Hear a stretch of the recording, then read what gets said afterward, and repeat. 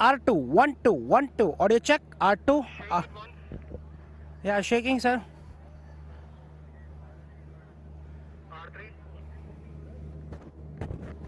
R3, R3. This is R3. 1 2 1 2 1 2.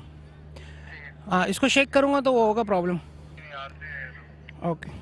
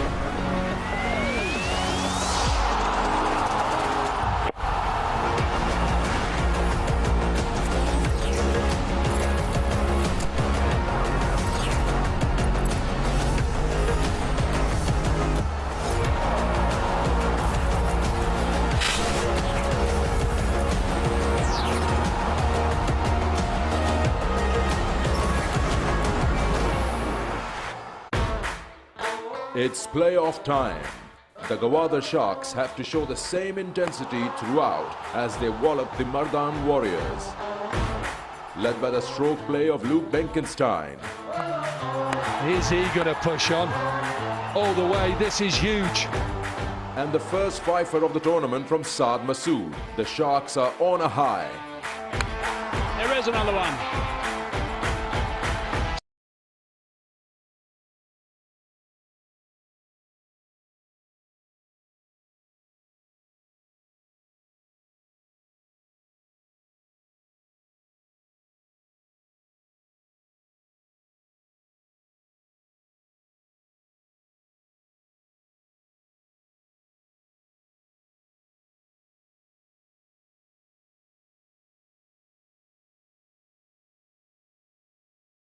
Play.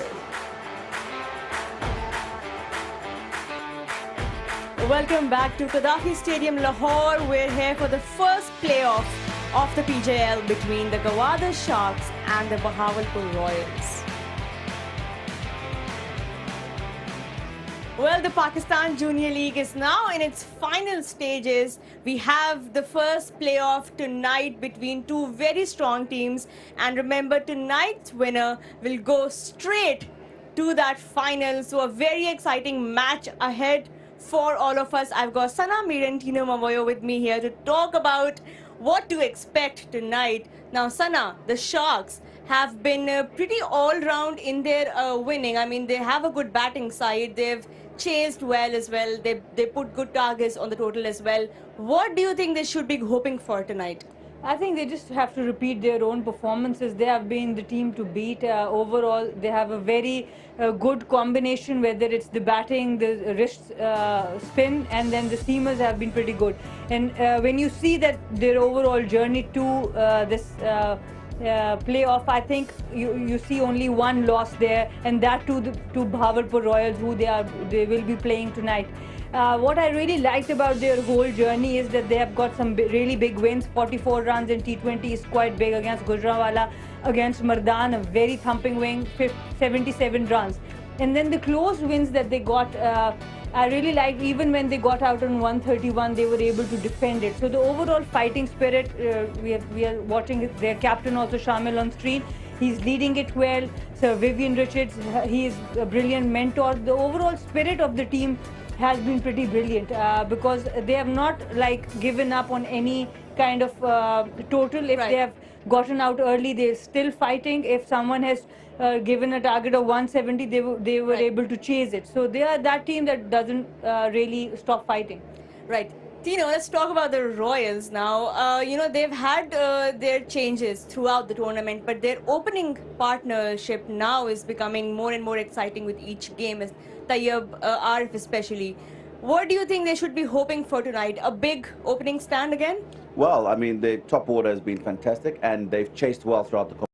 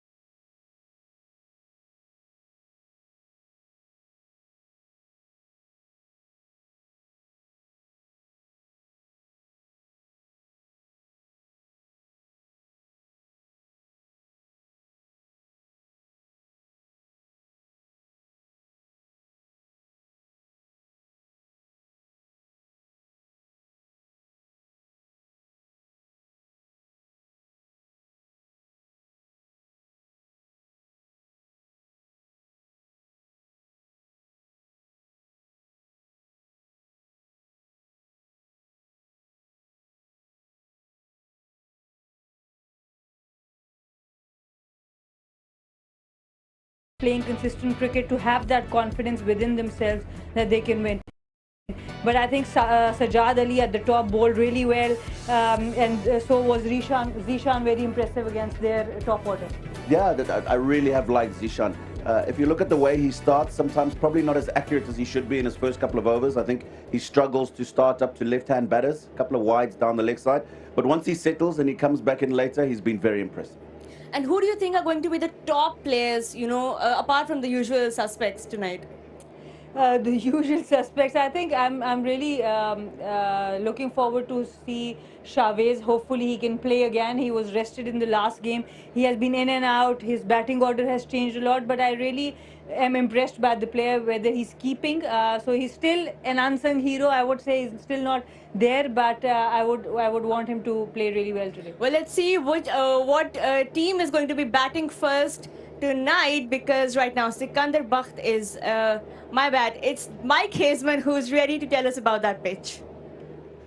Have you ever thought about some of the decisions that a captain's got to make before he comes out for the toss? Now, here's a list here. We're going to look at some of these and just go through it a little bit. The first thing he's going to want to know is the pace of the surface, right? How quick is the surface going to be today? Now, if we have a closer look here, if I come down to a quick bowler's length, about 6 metres in the base of the stumps, I mean, this is really good. Look at it, nice grass. Look at it, I'm not going to touch it, but it's nice grass as well. And there's not too many cracks, and I think this is going to come on quite nicely to the bat. So I think that's going to be pretty good as well. So therefore, I'm going to say that's positive. Also, I think the bounce is going to be good as well. So that's positive. Let me refer to the spin area now, and there's nothing. There's no rough at all for a spinner to work in. The spinners are good, and they will get a little bit of purchase off this surface, as you normally do get in Lahore. But that's not going to be any great concern for the batsmen. So, first of all, from the quicks point of view there, looking good. And from the spinners in this area, it's also looking good. So what have I got again? Let's come back and have a look. I've put low later here. Is it going to keep a little bit low later on? If it does keep low, then maybe a captain might want to bowl second, but it's not. So that's not going to be a problem. Is there going to be any dew around the place? No, there's not. If there is any dew around the place, I think the guys that have been training under lights all the time, and I think they'll be fine if there's any dew around the place. So it's going to be not an issue at all. The other thing, swing and seam. The quick bowlers are good on both sides, so there will be a little bit of swing around the place. There'll be no seam on the surface really, even though there was just a little bit of grass. Okay. What about the last time? This is pitch number 7. The average score on this pitch was 153. The highest score on this pitch batting first was 182. So this is going to be a really good surface. Now I've given you all this information, but let me just do this. I'll tell you why. Because the Sharks, they like batting first. They won 3 batting first. The Royals, they like bowling first. So we're not going to have a toss. We don't need to have a toss. Captains, stay there. No toss needed. Nothing. No toss needed at all. Thanks, Hazy, for that very comprehensive pitch report. And now we are ready to go to Sikandar Bakht for that toss. Playoffs time, and the winner of this match will go straight to the final, the first team to get into the Pakistan Junior League's final. So good luck to both of them. We've got our match referee, Mr. Mohammad Javed Malik. We've got Ubaid Shahid from the Royals. We've got Shamil Hussain from the Sharks. And who's got the coin? Sharks have the coin. Head is the call. Heads is the call. And it is tails. You'll bowl first. And you have a big smile on your face because you were waiting to win the toss. Okay, when you look at these games, which are playoffs, usually you talk about, the previous games, you just go out of the window. It's all about how you perform on that particular day. So tell us, what is the game plan? Since you've, before even I asked, you said, I want to bowl first.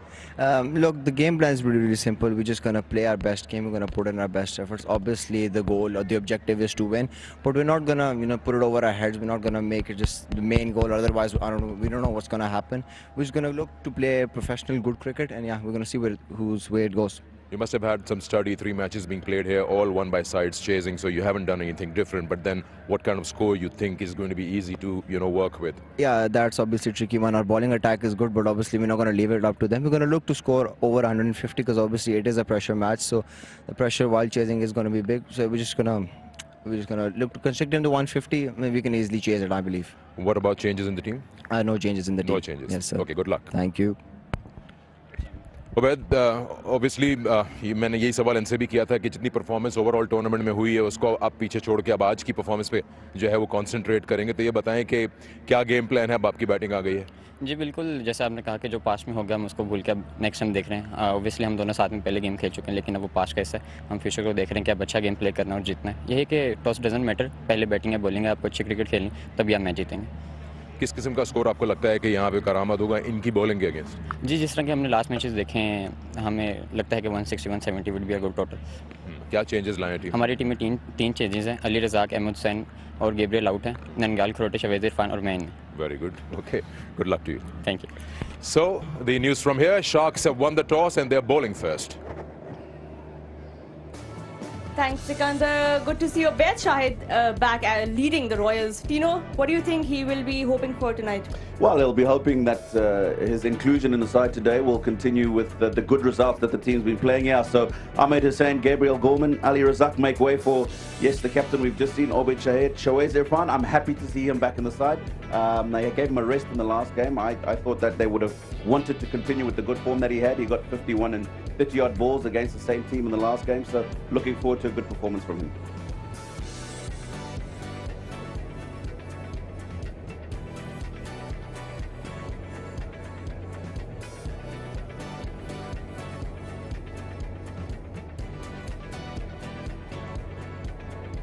For the Gwadar Sharks, we see there's no change, and they have been a very settled team throughout.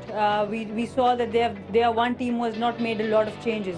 So of course they are very confident with this team. The two fast bowlers, Mohammad Shoaib, Mohammad Ismail, they have both been brilliant. The wrist spinners, Momin Kamar, Saad, Masood, and then the left-arm spinner Rafat Minhas, I think they have been brilliant. And Luke Benkenstein at the top, he has started scoring runs, so a lot of positives for them.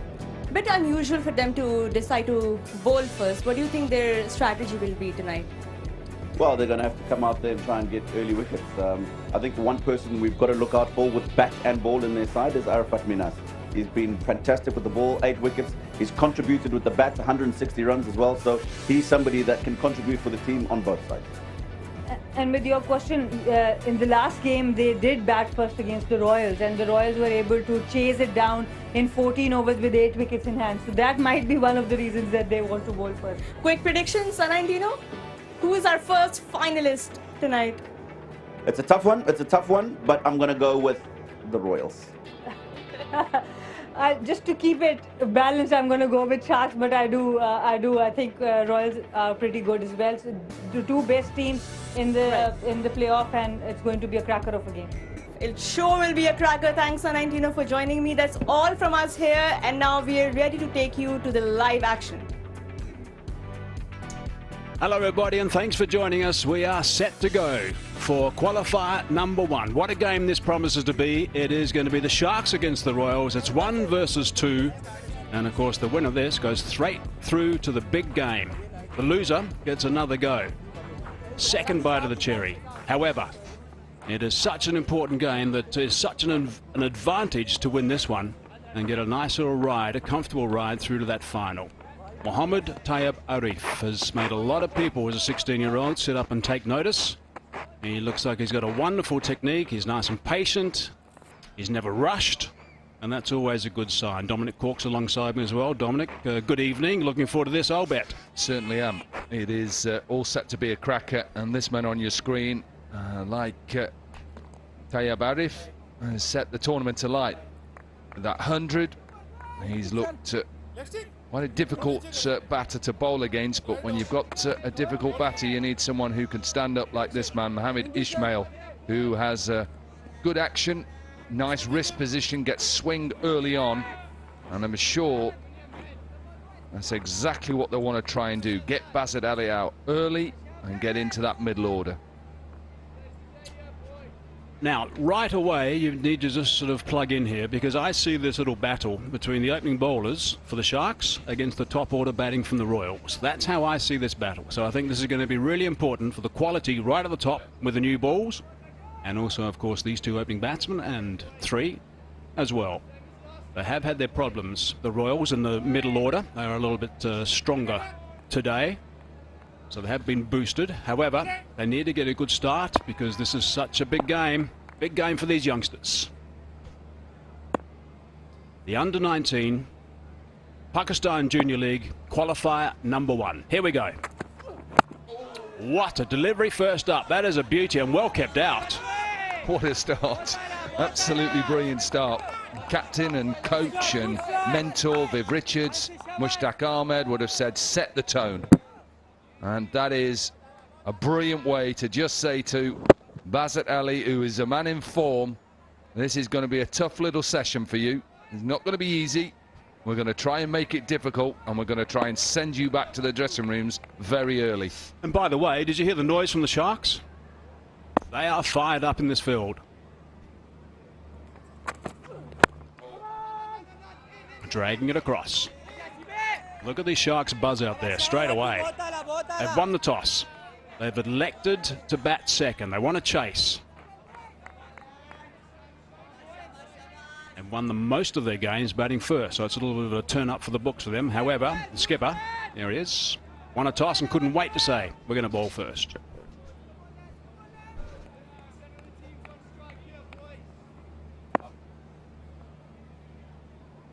Operating with that slip. Fine leg inside the circle as well. Third man back, 2 outside the circle. That's the first little while. Oh, that's not too far away from chopping on. He's not getting any swing at the moment, and I'm not sure whether he's just holding the ball to actually try and go back in at Bazat Ali. Yeah, look, it's not back in, it's actually a cross seam. That's why there's no swing. And so what he's trying to just get now and again, if you hold it cross seam, for anybody wondering why, he's trying to get maybe a ball to keep low or a ball to just hit the seam and climb.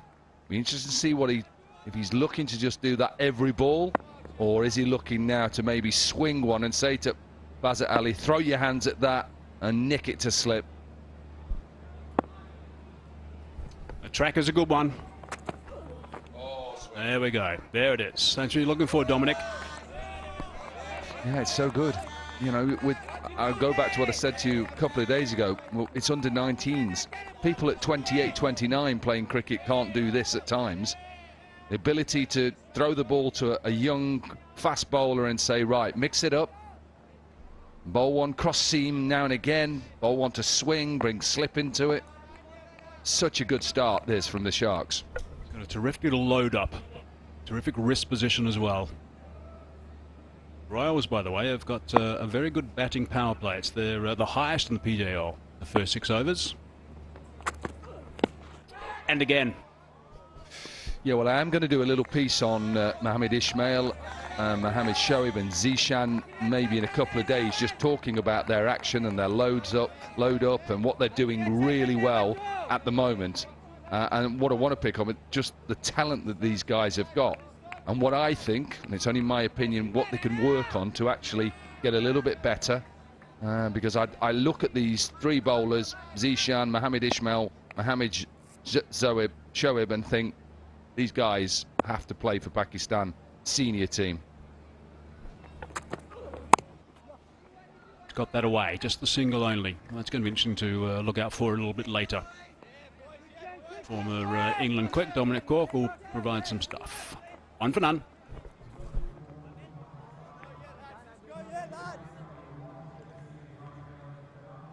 Yeah, good start. Just 1 run from that first over. Just puts the Royals under a little bit of pressure.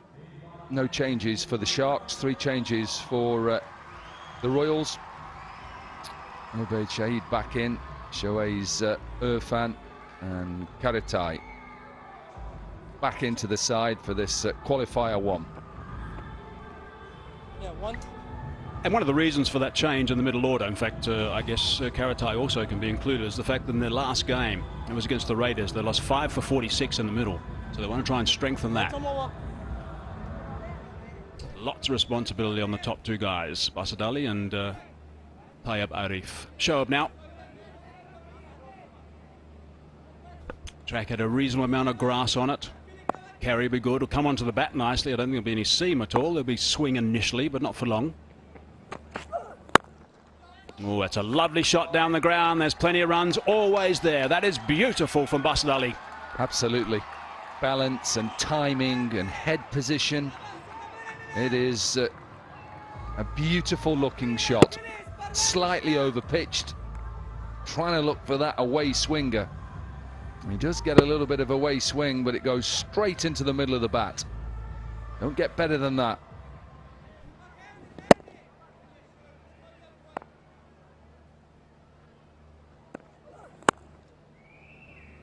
Terrific way to start the over. There's an edge. Oh, and he's grasped it. He's put it down. Benkenstein went quickly to him, but he's there for that reason.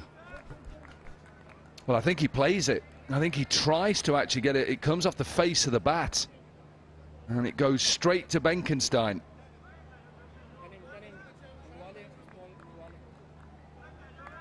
That slip has been there for a while. And remember in the last game he was saying the ball's not carrying, should I be here? Well, this one definitely did carry and came at pace. Because he just opened the face. It wasn't an edge, it was right off the face of the bat. Trying to get it down to third and put down. Some nice bounce too. Look at the reaction from the bowler. Schaub, disappointment. Benkenstein will be just as disappointed. Dale Benkenstein will be just as disappointed. Hello, Dale.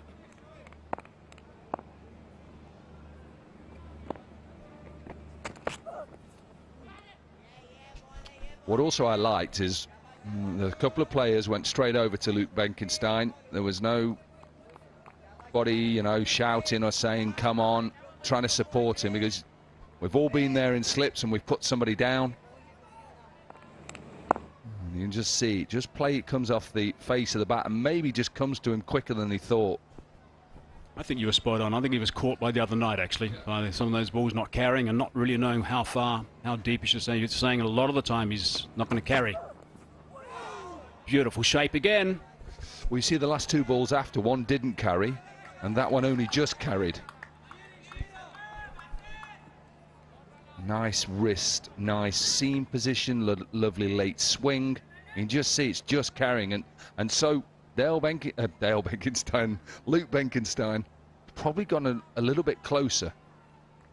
But as a fast bowler or former swing bowler, you want the ball to carry. If it hits you at slip, it hits. Smile there from Schaub. That's nicely played. Oh, it's tipped past the post.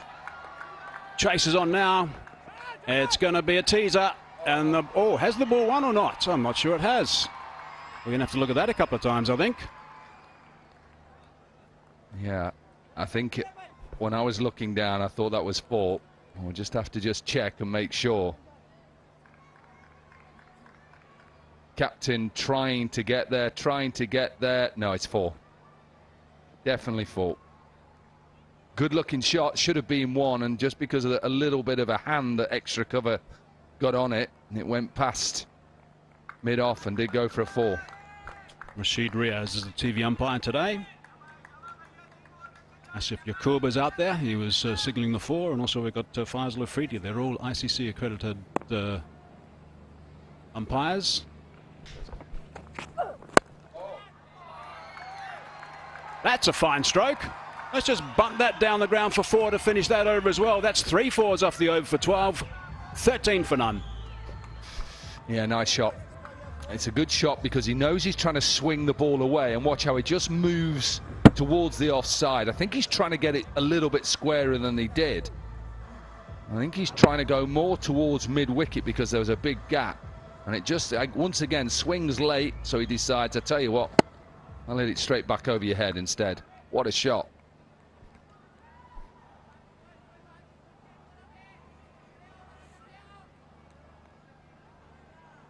Yeah, it could have been very different, of course. Catch been taken. Wouldn't have had those couple of boundaries, the last 2 balls. His job is to forget about it. Yeah, and what he's doing, he's looking himself on the screen as well, because he knows we're focusing in on him. Unfortunately, that's the way it goes. You put one down, the cameras are going to be on you. And you're right, got to forget it. Take the next one. It's another learning phase for these guys, playing in front of the cameras.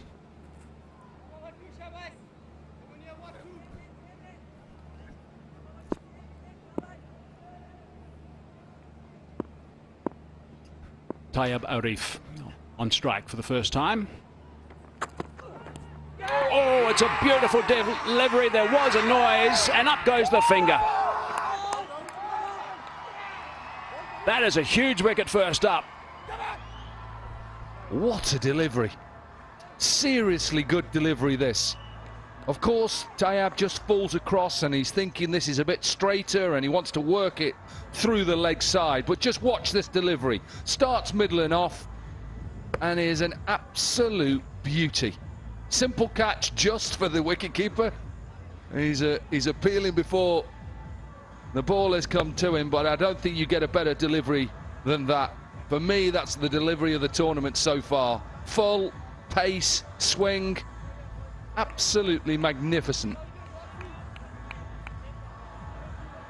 His first ball gone for naught. Tarib Arif, and the Royals are 13 for 1.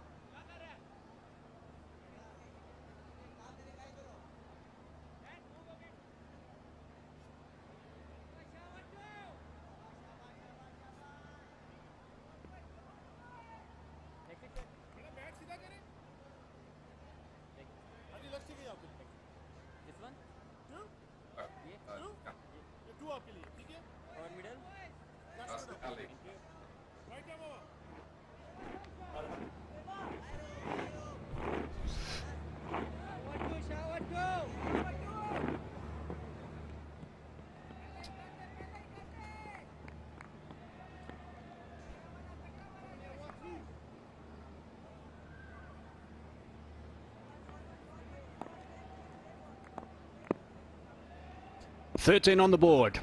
Picked up a wicket. Abecha Head is at the crease now. He gets a nice delivery first up as well, but it's not as good as the one we've just seen to pick up that wicket.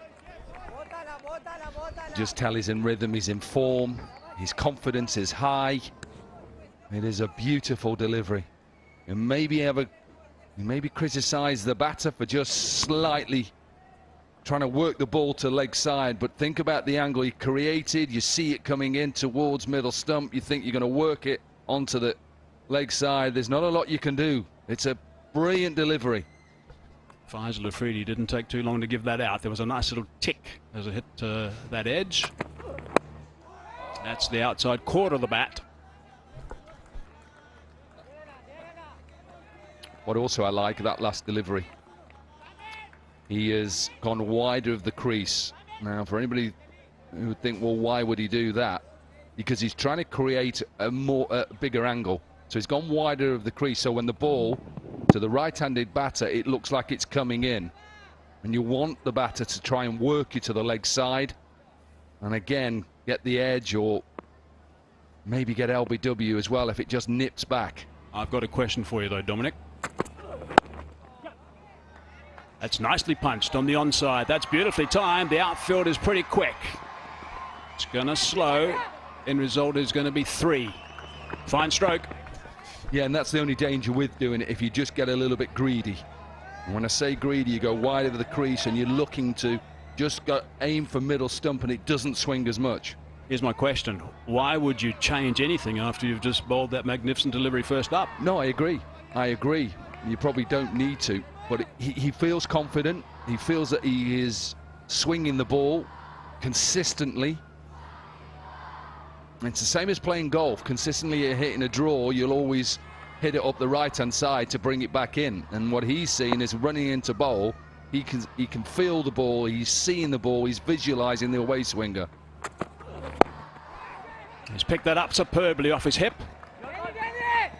Again, nice timing, just the one though. Yeah, just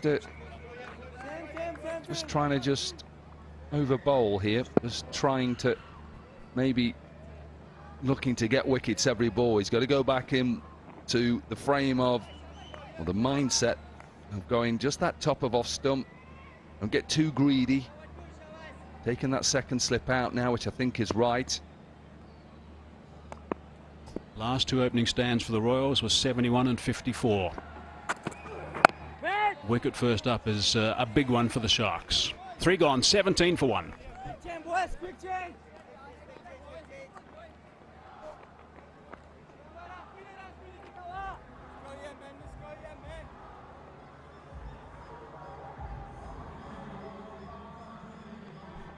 Well, the teams are getting ready for the qualifier tomorrow, qualifier 2.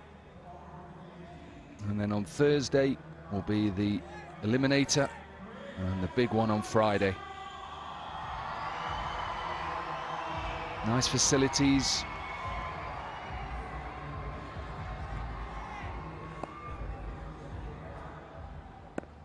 Well, this has been fascinating to watch so far. And that's spot on again. He's not a massive mover of the feet, Bastard Ali, but he's got exceptionally good balance, and when he doesn't try and hit the ball too hard, that's when he's at his best. But of course, he's got to be a little bit circumspect at the moment. Yeah, also Mohamed Shoaib's just slightly different bowler to Mohamed Ismail because he's a little bit more round arm. So the ball will swing earlier from the arm, so the batter can just pick that line up sooner. Over the top, not by much, and it's going to run away for 4. That's a good shot. Yeah, I like this.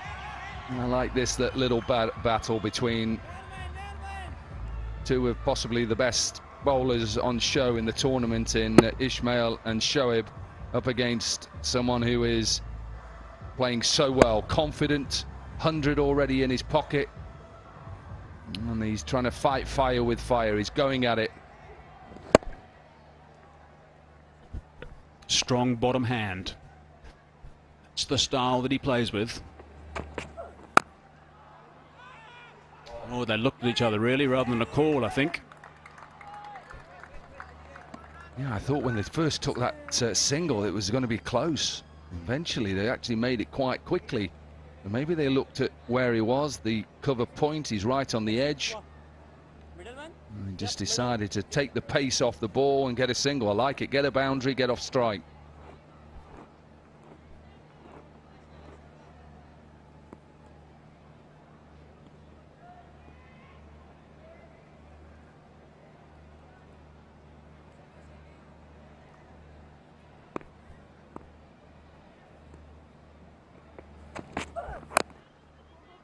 That's beautifully bowled again. Oh, there's a slight little misfield. They're going to capitalise on that. Yeah, it's frustration again for the bowler because he doesn't think that should be a single because he thinks backward point should cut that off. Thought it was very good between the two batters that they got an early call and then that little misfield. Yeah, he should be stopping that as well. So a couple of little mistakes.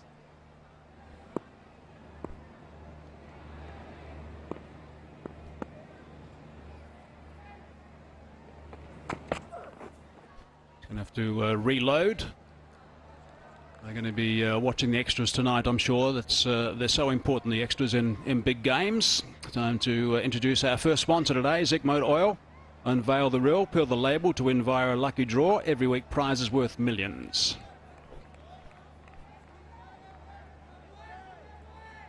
Nice to have ICC panel umpires in charge of the game today, all 3 of them.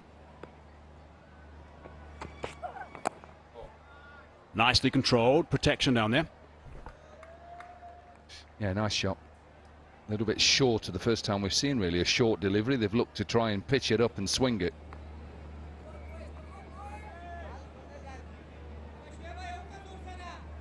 Strike rates of the next 3 batters due in. They're down on their power play at the moment, going at 6.8, just a shade under that. So far in the PJL, they've been going at over 8. No Benkenstein this time, so it's going to be probably just the 1, yep. But 10 runs off the over, 4 gone, 27 for 1. Yeah, even though they're slightly down, I think they'll be happy with where they are, with how well these two have bowled.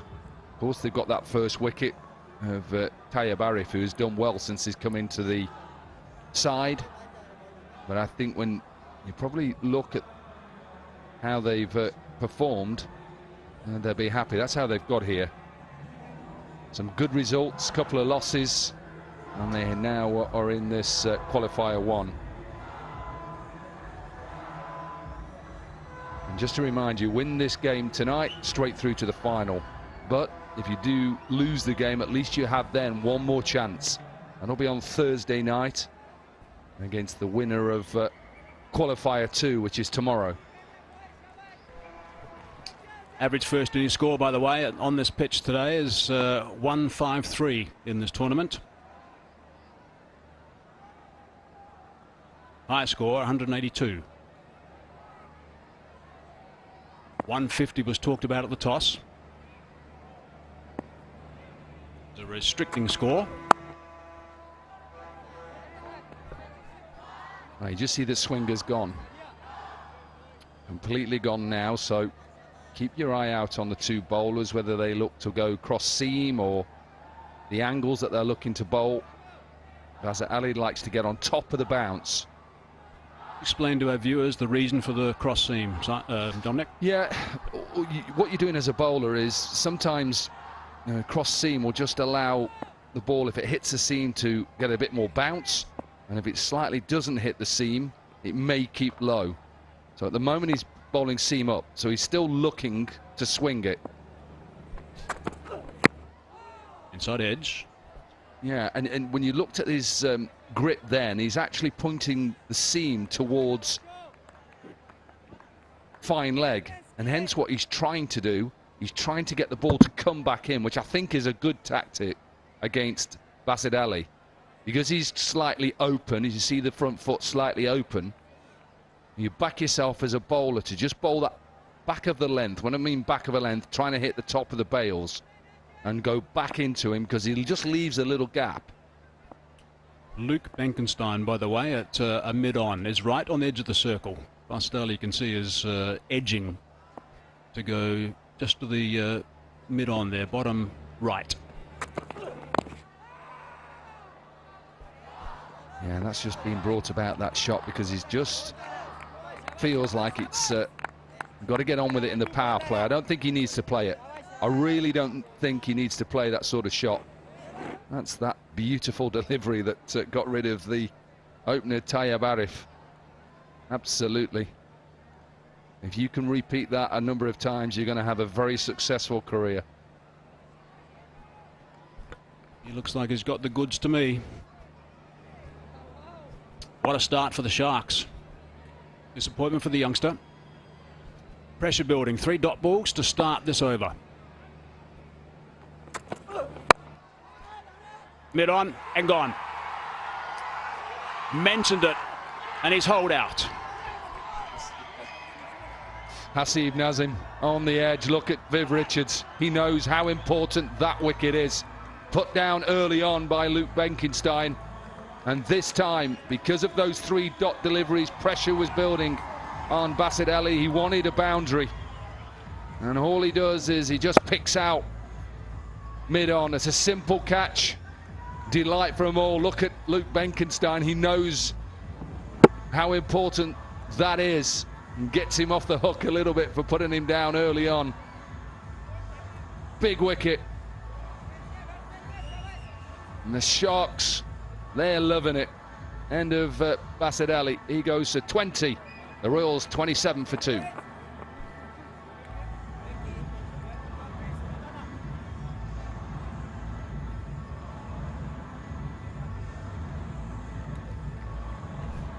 Let's have a look at Luke Benkenstein. Yep. Luke, number 99, is happier than the bowler by some distance. Oh yeah, they are great scenes. No one means to put it down. No one, you practice and practice, and you can drop some of the easiest chances.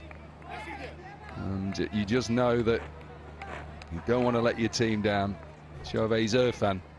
Previously, they've only lost 4 wickets in the power play, the Royals, throughout the entire tournament. They've now lost 2 today.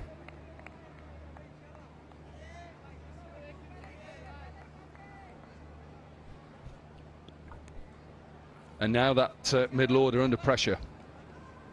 Seen throughout this tournament with all sides. Once that middle order gets exposed at times, and they're under massive pressure. Basset Ali has been the glue. Oopsie, where's that gone? I think that might be a wide or a no ball. Just fetch it and bring it back wherever it's gone. Wow. Just got to yeah, his ball by. He's and it's a free hit. Got a feel for the keeper, the signal of buys. He's got to laugh at it. You've just got to forget it. Whether it slipped, whether his grip went, I'm not sure what happened. I don't know what he was trying to do, whether he was trying something different. I don't think he was. I think maybe it just slipped out. It is miles away from anywhere. Imagine that first ball you're going to face.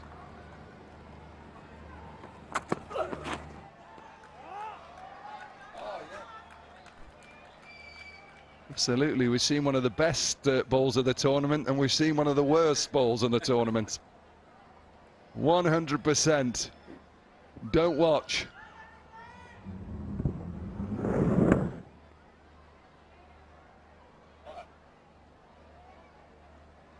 Got a little nick on that as well. Because it was a free hit, it sounded like it was a nick.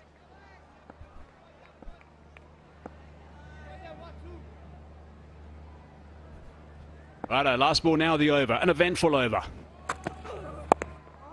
Tucks him up. Can't do too much with that. 5 gone, 32 for 2.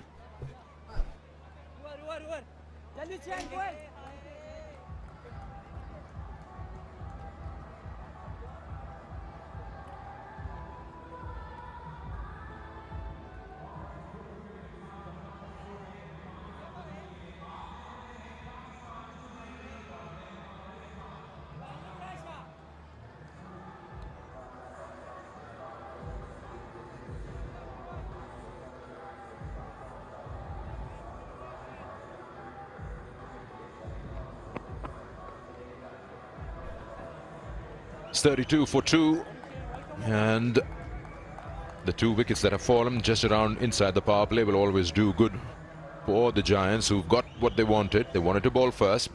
Shamil Hussain was looking to win a toss, and he's got one today, and in the all-important playoffs.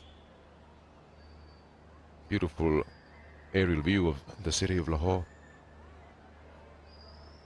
Sana alongside me. It's pretty even Steven encounter, because when you come to, I shouldn't call it knockouts, you come to a match when it's the playoffs, I totally believe it's about yourself on that day as a team.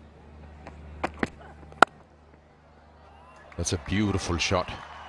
That will be loads of confidence for a batter, any batter. And that's Ubaid Shahid, the captain of Bahawalpur Royals. He was rested in the previous games. And look at this shot. This is a beautiful shot. Beautiful square drive. Just leaned into it. Excellent weight transfer. Good head position as well.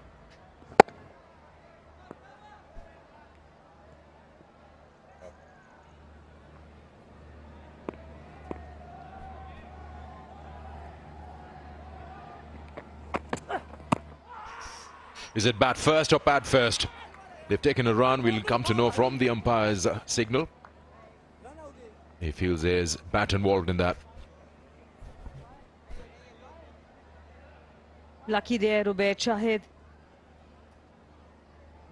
Across the seam he was bowling. No, with the seam. That's why it came so... The angle was so good. Inside edge, it almost went onto the stumps. And yes, you're right. I think in playoffs, it's very important to have better plans and strategies. We do have a lot of crowds here as well. A lot of school kids enjoying, families.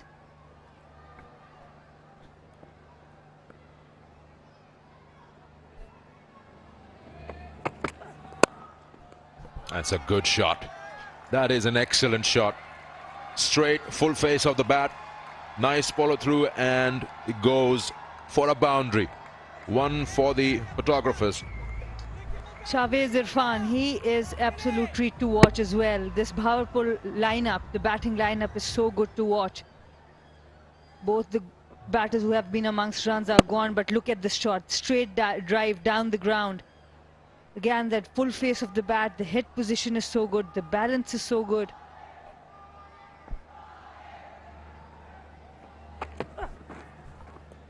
And just puts you off with the line. Keeper tried to stop that. Even that glove onto that ball didn't stop it, just races away. And this shows the kind of pressure these teams can be under, because you really want to do well. You bowl with that extra energy. You want to do something extra. You want to swing it really big from outside off. But the hand finishes down the fine leg. It takes the angle with it. No chance for the keeper there.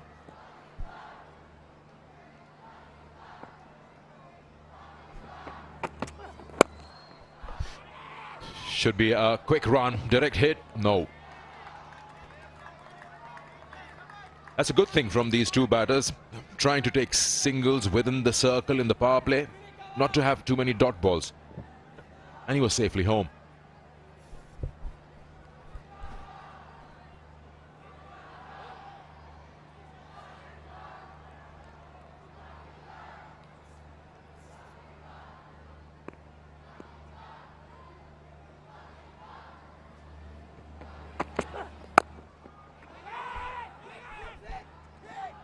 And that's more like it.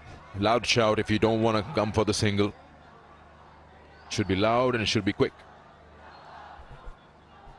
And they have been doing really well. Last time when they play the Sharks, the Royals, they made sure that they take a good look on the seamers. But this time, Basit Ali was playing so well, and Mohammad Ismail, he was just 2 balls away from his last couple of last over, third over he was in. So this shot, I think, was not needed at this point.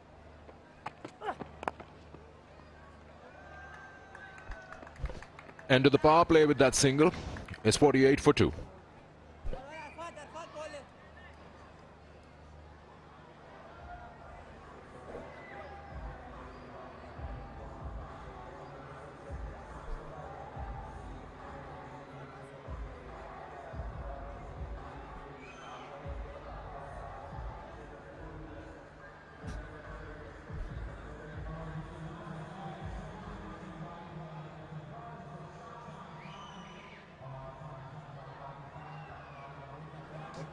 The power play was a treat to watch. We saw some exquisite drives, then we saw some ordinary fielding, but then the drives from Basit Ali, those were really nice, especially this one straight down the ground, and then a beautiful delivery outswinger from Mohammad Ismail. Basit Ali kept getting those boundaries until Mohammad Ismail got him out in the power play. So 2 early wickets for Sharks. That's the end of the power play now. That's the signal. 16 runs of that last power play over, so that's good.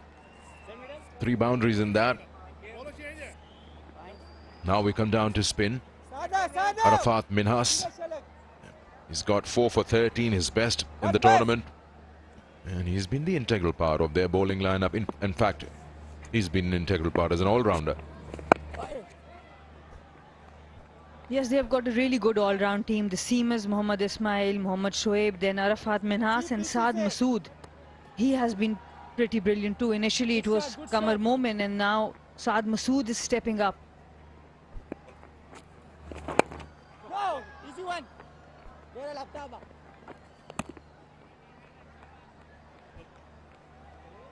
Yet to have a player hit this board, which is your Osaka Battery Tonic board. 10,000 rupees for anyone every time the ball hits that Osaka Battery Tonic board.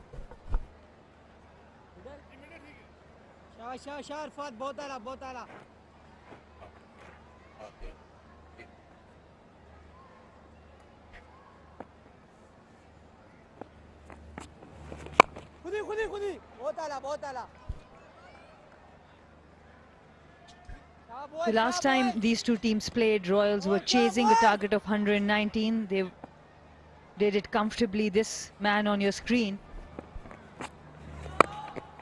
Shahwez Irfan, was brilliant in that match. 51 not out of 30 deliveries.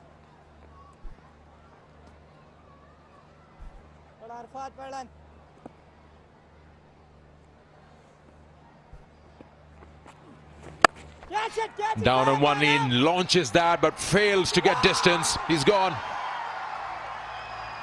Saad takes the catch, the man who's got the only fifer in the tournament, and just a timely wicket. And this is the kind of problem Gwadar Sharks creates for the opposition. Every bowler is a wicket taker. Down on one knee, Shahwez Irfan tried to go for that big shot against Arafat Minhas, but he was too good. Easy catch in the deep for Saad Masood. This is a big wicket. In the context of the game, this is a very big wicket for the Sharks.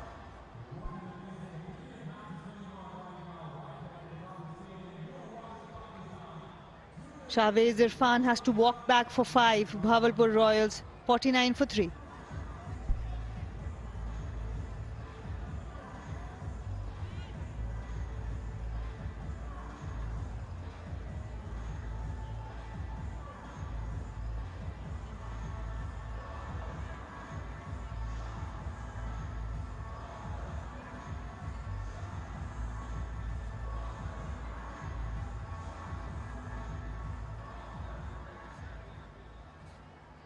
शाबाश बहुत बहुत आला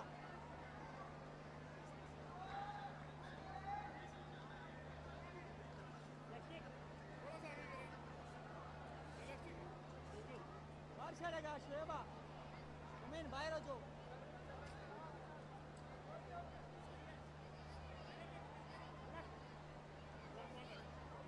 शाबाश शाबाश Arfat Mohammad Danish, the new batter in. He's straight away off the mark, and it will be a boundary. He's got it fine enough to beat that short, deep point fielder, and that ends over number 7, 53 for 3. What a shot on the first delivery you face. Arafat Minhas was shocked. It was full, outside off. Quick hands there by Mohammad Danish. Away from that fielder at point. Closes the over with the 4.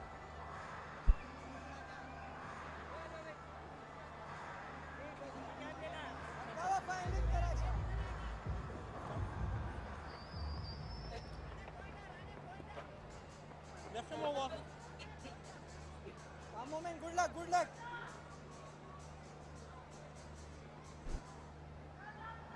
This is what's been happening. Bahawalpur Royals, they've been asked to bat first, and Basit was looking good, run a ball until he was dismissed, lost 2 wickets in the power play. Big wicket of Shahwez just fell. And now, go down to 2 batters who look to form a partnership here. Momin comes in. He's your only left-arm wrist spinner in the tournament. Still, not all is lost. Yes, what we can see from here, the strategy from the Royals seems like that they want to get a good score. If they lose wickets on the way, that's fine. That's the last wicket. He was also going for runs, took the aerial route, couldn't clear the fielder.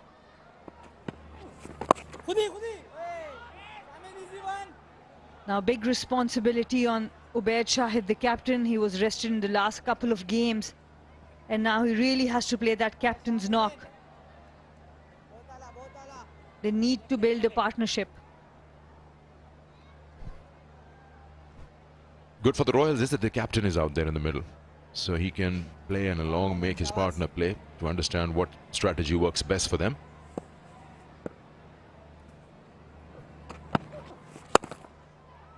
Full toss, he's lucky. That would have gone for a boundary.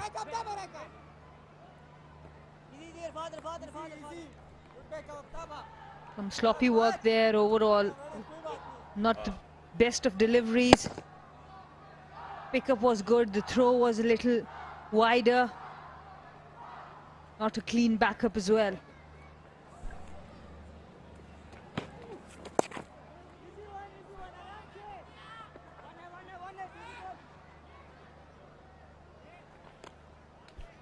Would be a happy, satisfied dugout as of now for the Gwadar Sharks. We would fancy chasing anything around 150, they'll be happy with that. Yes, they've got the 3 set batters who have been scoring most runs for Royals back in the dugout. The call is for 2. And now Royals need a new hero. All the players who have been heroes in the previous games, the top 3 batters, Tayyab Arif, Basit Ali and Shahwez Irfan, they are back in the dugout. So they need a new hero with the bat. He could be the captain himself, Ubaid Shahid, 15 of 15 at the moment.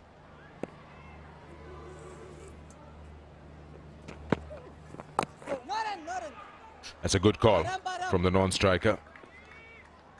Single of the last delivery, 57 for 3.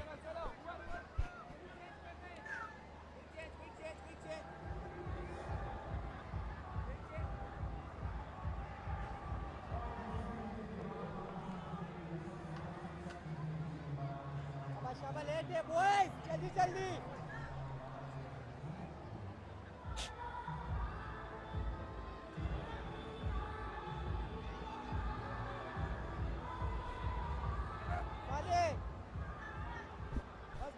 Going along at 7.13 runs in over, so 3 wickets lost. Yes, those dots right there, but they've tried to get big overs as well. 16 is the maximum, and there's one there with the 12.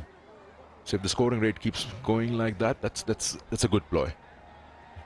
They get to 142 if they keep batting like this, but of course they can accelerate to 9 and over, get to 165, and in a playoff, batting first, putting some runs on board can add pressure on the side chasing.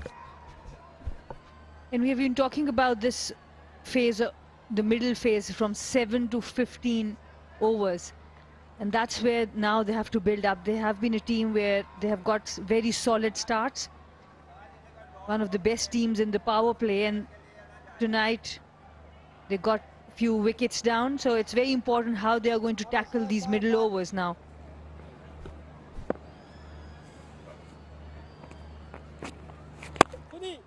easy one Kamel आराम से well done शाबाश फौज शाबाश बहुत आला Decode, official smartphone partner for the PJL 2022. Visit the Decode social media pages and you get to win fabulous prizes. This call is for 2, but won't get that. You look at Arafat Minhas and his bowling and the success of him in the tournament as a bowler. He's not too fussy about anything. He just keeps everything simple. He'll loop that one off a no pace. Sometimes he bowls a flatter trajectory, a quicker one. And he targets the stumps all the time. So you see most of the dismissals he's got are within the stumps. Either he's bowled them or it's been a good catch. I think his main strength is in his understanding of the game, because he's an all-rounder. He understands the batting mindset. He reads the batter really well and doesn't give the batter what he wants. Doesn't spin it too much, but exactly knows if they're going to use the feet or wants to sweep or wants to play the cut shot. So if as a bowler you know this mindset of a particular batter, then it's up to you if you are going to feed them to their strength or attack the weakness of the batter. He's from the Crescent Club in Multan, where Sohaib Maqsood and Amir Yamin come from. Every delivery is targeted in the stump. So if they want to cut anything square, they have to take that chance, the batters, to cut it from in front of middle off. And the line has been, as you talk about, really good. It is within the stumps, and the trajectory, it's quite flat for T20 cricket. To Chavez, he did flight a bit because he wanted him to go big. To these batters, he's keeping it flatter. 9 gone, 61 for 3.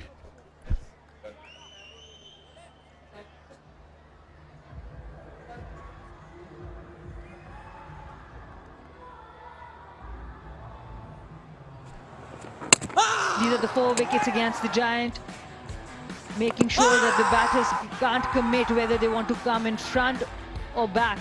And that has been his strength within the stumps, and he exactly knows who to flight. That's what we are talking about. And then goes full to batters who try to play more across the line.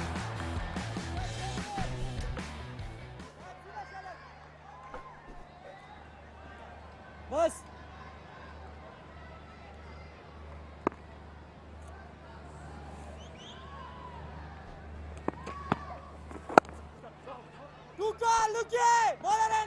Trying hard to get the second, they won't. But the idea is good. Run the first one hard. It's any slight opportunity and you can squeeze in your second. And the Kingdom Valley, a royal lifestyle. You can go to their social media pages like Facebook and you have a chance to win exciting prizes. And you can be the next winner.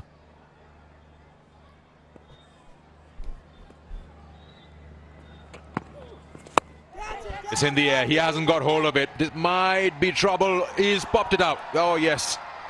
He reached there, Arafat Minhas, and on the second attempt just couldn't finish the catch.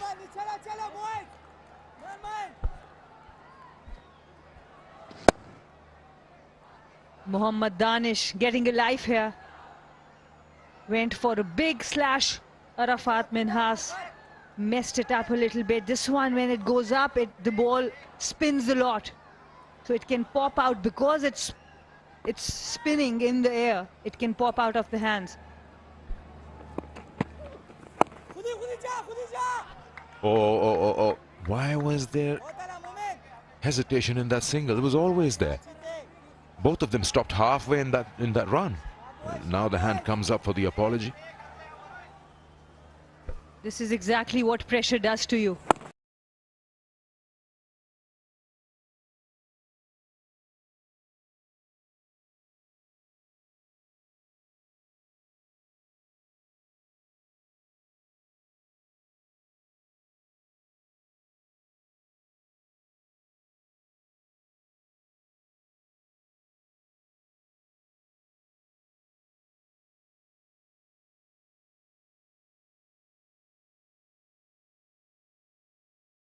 It's very important to switch on and switch off, to forget about what has happened, just move on. But it's not easy. We have all been doing it when we used to bat as well. That's a good ball. That one spun away. Probably was a chance again for a try for a run out there, but couldn't collect it in time. Momin is asking a question. What is going on? First a drop, now a chance missed. Look at that, everything right. He had eyes on the ball. The hands were up at eye level, but it was spinning, so it popped out.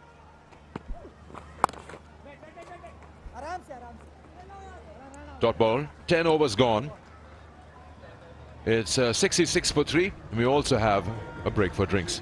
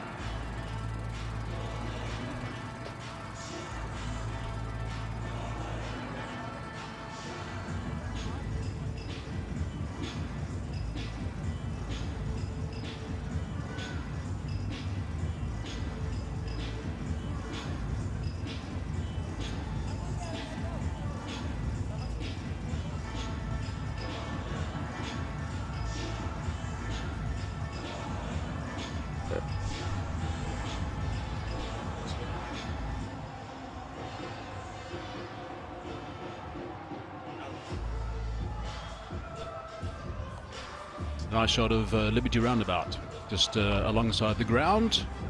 So we're 10 overs into this game, the all-important game, and we've seen some pretty good bowling so far. That was sensational stuff. First ball, Tayyab was gone, and that was Basit Ali holding out at mid-on after some dot balls. He was feeling a bit of pressure, and that was easily caught at long on for 5 for Afan. So Tayyab, Arif, Basit Ali and Afan, the men that have gone.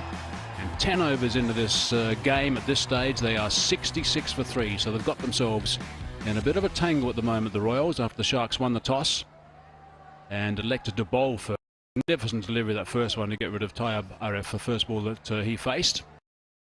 And great to see again a nice little turn today. Also great to see the drone up and running, providing some lovely pictures as well. Masood, the man who got the 5 wickets in the last game. Right at the end, just cleaned it up beautifully. Hello, Tino.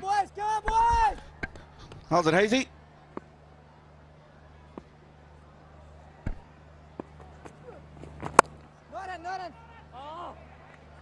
Got away with that. A little bit short and wide right at the start of his spell, but saved by the fielders, a backward point. He's got 10 wickets. So far has Masood, courtesy of those 5. Oh, that might be interesting. Are they going to send it upstairs? I think they might just have a bit of a look. Better to be safe than sorry. I think he's got home here, albeit direct hit certainly would have been a lot more trouble for him.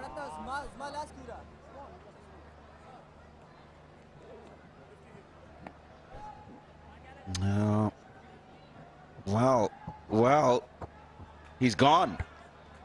He's gone. Unnecessary run out. Well, that is the last thing they wanted, that's for sure, the Royals. Zing Bales have lit up those stumps, and he's going to see red whilst standing alongside his partner. Starts the trek back now. OUT out. They are delighted. Absolutely delighted, the Sharks. Lovely work from the keeper as well. So this is really important stuff for the Sharks. They are all over this at this stage. He goes for 21. Crucial wicket. Little partnership was forming. 67 for 4. This is the 23rd run out in the PJL. Easy one. Just looking at each other, really, not running that first one hard, a little bit unsure, wanted to come back for the 2, no signals, a slip. In fact, that had everything. That had a dive. Had absolutely everything. That's exactly how you don't run between the wickets, I think. Oh, there's the slip, mid-pitch, right in the middle. And the dive, the bat was just raised as well. And Masood is into the attack and doesn't go down to him. However, the team are absolutely delighted. It's the ball in his hand. Things seem to happen for Saab Masood. So 67 for 4. Danish has just arrived. Fahan, sorry, has just arrived. These are the non-strikers in, of course. That's what that run out was affected. Danish is on strike with 10, so he needs to get some runs here. Someone's got to help these Royals.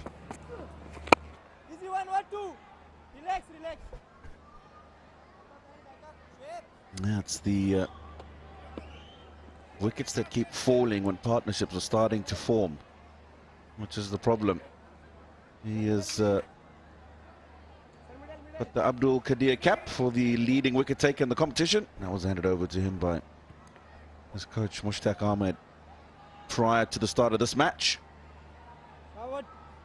Yeah, Hazy, you're right. Things seem to happen when he's got ball in hand. He's got wickets at 9 apiece, courtesy of that 5 for 6 in the last game, which was quite extraordinary, the way that he wrapped things up very smartly. 11 gone, 70 for 4.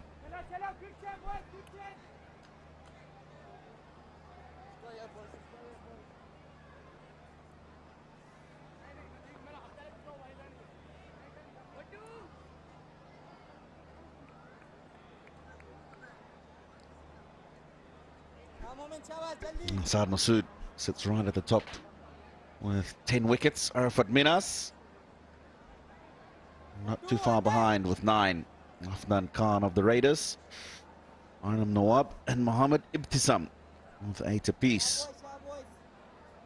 Not too far behind that man, but he's done a fantastic job with the ball.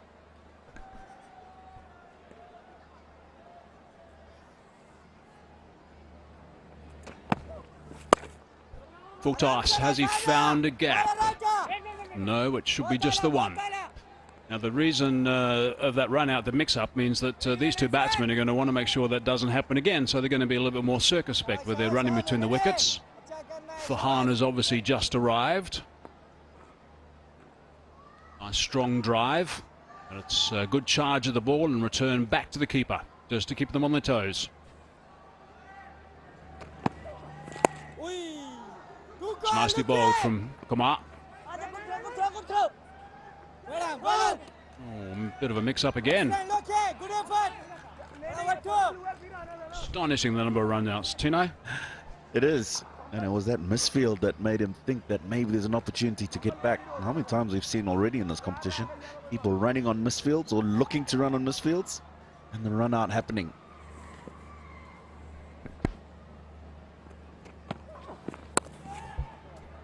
Nicely played. Threaded the needle, and that's gone for 4. That's what they needed, just to stabilise things a little bit. He's played this with nice control. He's just waited for the ball to get as close as possible to him. And he's just forced it through that gap. Back with a square. That's well played. Just too many. He had to make sure he got it in between the two of them. He's been busy.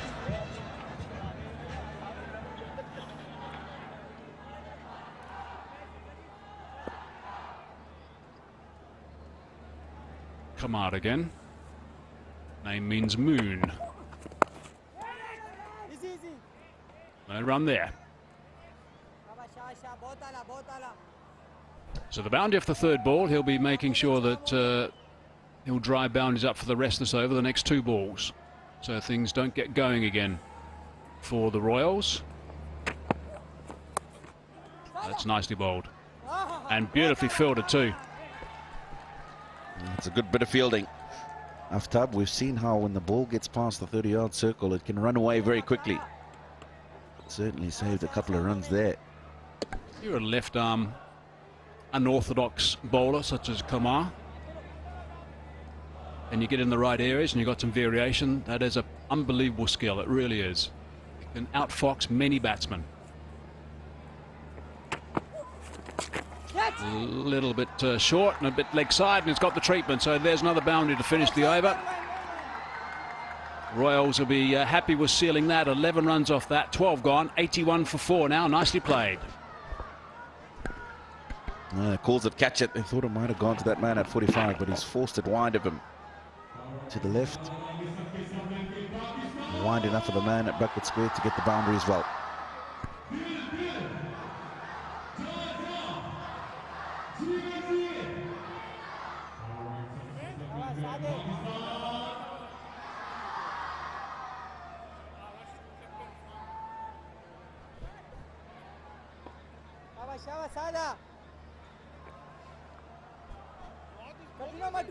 Six bowlers used so far by the Sharks after they won the toss. Wanted to chase.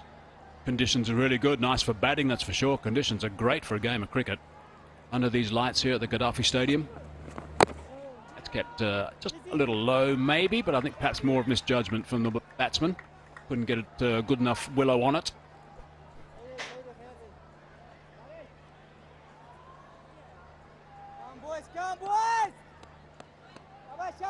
Keep it up. Right at the start of this qualifier number 1, things are really intense out there from the Sharks. Quick single. They really meant business, and they were rewarded straight away with the early wicket of Tayyab, and soon after was Basit Ali. So they're the 2 opening batsmen gone, so that was crucial for them. And had to be on the ball with those 2 opening the batting because they've been getting some decent numbers. Look really good. That is beautifully bowled. I don't think he picked that. Beautifully bowled indeed.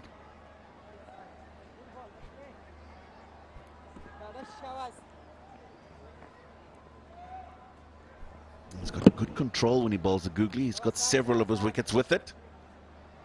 And as you said, he probably didn't pick that. Not many have. I like the way he gives it a nice rip too. Chase from 3 of the Sharks. They're called a pod. Sharks. I'll have to get a stats man onto that. MV1, bit of energy for us, MV1 Solar Energy. You can visit the MV1 Solar Energy social media pages and get a chance to win exciting prizes.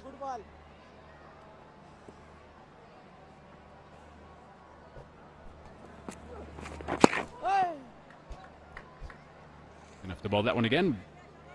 Bit of exercise for umpire Freedy.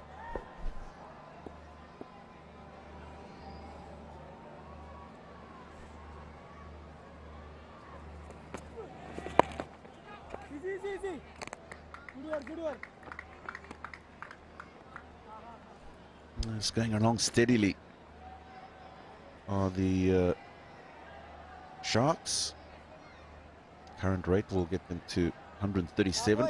I'll be looking more at 8 and over, 145 plus. I feel that's something they can bowl at. Just perspective there, the average score batting first on this surface. Pitch number 7 is 153. Highest score is 182. That was chased down by the Sharks. A little bit flat at that time from Masood to finish the over. 7 from it, 88 for 4.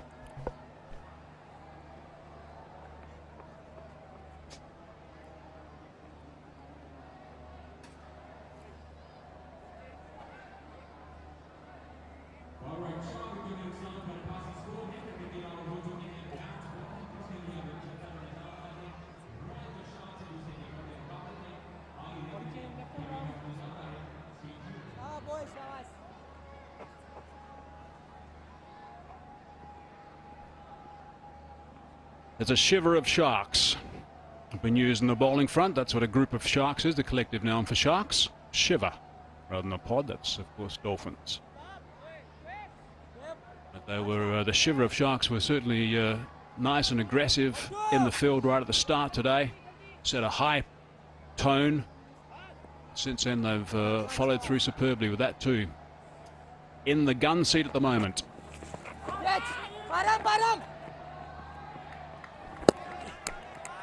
Doesn't carry to the man at 45. I'm wondering if it's come off the glove. That's why it's gone so slowly to that man.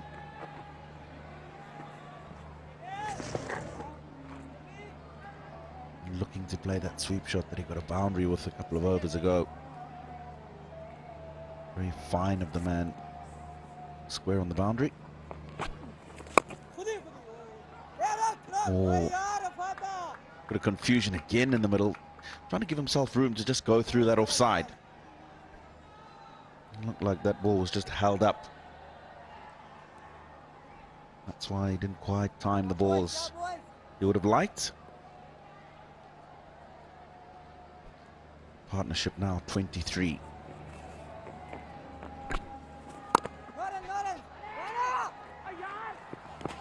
Oh, that throw, had it been a little bit better, might have been interesting. I think he would have been okay because he was backing up a long way and out of the blocks quickly.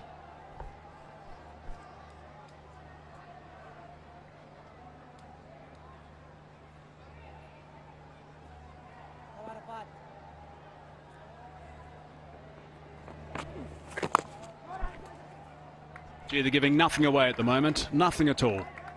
What the Royals are trying to do is get 1 or 2 big overs here to kick him into the last 5, and that's just not happening.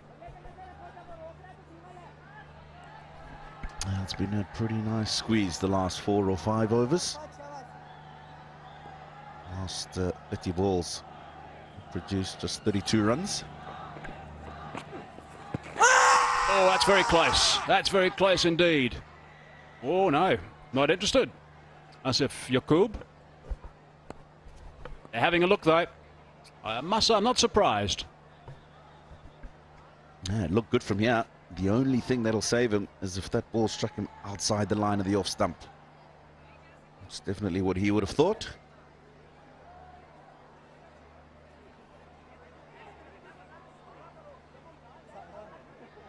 Fair delivery, no problems with the front foot.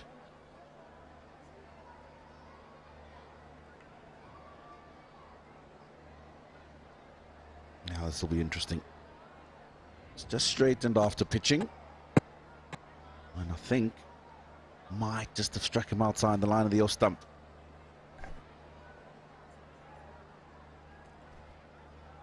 I don't think there's too many problems with the height. That's hitting just on the roll, the pad basically. Around about that height. This will tell us if he's in line or not. Where's the impact? Just outside the line. That's, I think, a very good decision. We'll have to wait and see what the third umpire decides. Rashid Riaz. But that is an outstanding decision from Asif Yaqub.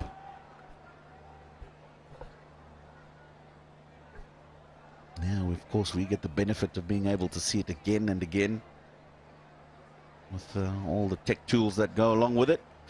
For him, it's got to be a split-second decision out in the middle, and he's made a very good one. I've always thought he's a very good umpire, Asif. Nice to have these top umpires on the go throughout the sharp end of the tournament.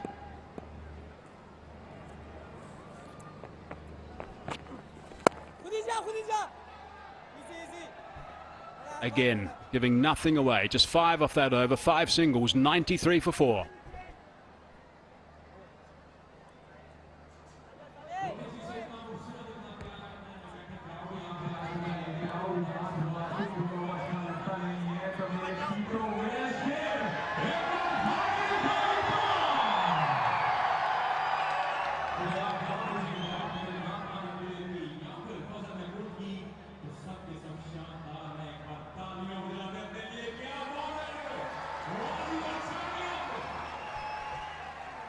The graphic just tells us that they just didn't get going, really. They lost wickets at 13, 27, 49 and 67. So I guess every time it looked like they were perhaps thinking of stepping on the gas, it didn't happen and a wicket fell. Full toss. Man out there. He's not going to get close to it, though. It's going to go for 4. So here's a chance. There's a boundary off the first ball. The opportunity to make this one a good over. It's a full toss. He had decided that he was coming down the ground anyway. Premeditated. Then was just gifted a parcel. He's found the gap in front of square. Good start to the over. You would think they've got to get very close to that 140 mark to have any chance whatsoever, really. And there's qualifier 1. Just a reminder, the winner goes all the way through to the final. The loser fronts up for a second opportunity. But another tough game. Terrific to see the crowd in. A little bit short. Relax.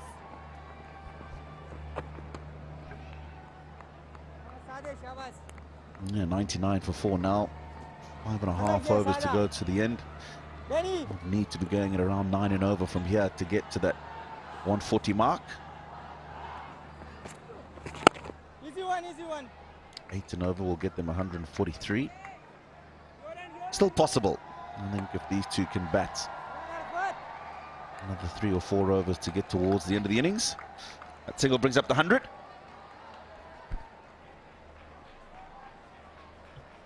Finishes on strike on 22, so they're both in the 20s now. Farhan on 20 off 13. He's, by the way, is with Azhar Ali at his academy. Easy one, easy one. Farhan Yusuf. And he's now on strike for the last ball this over. Again, it's a pretty tight one. The boundary off the first. It's single since then.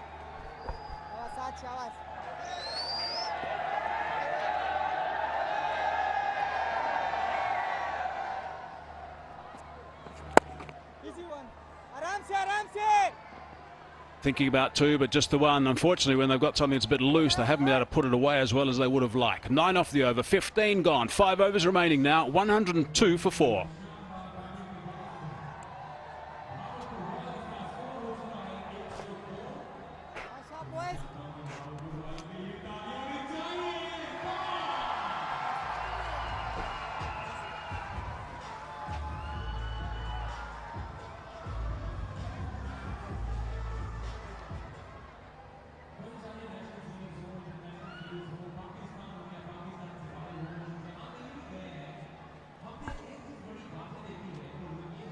102 for 4.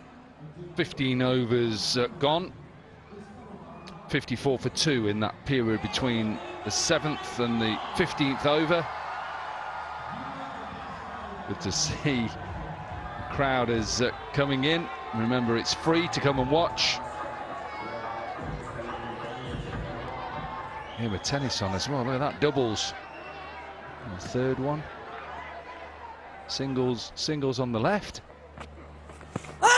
Outside the line, I think. Yeah, front foot outstretched. The impact also, not really sure, is it around 2 meters or less? Let's have a look. Yeah, you're right. Probably just outside. Easy one.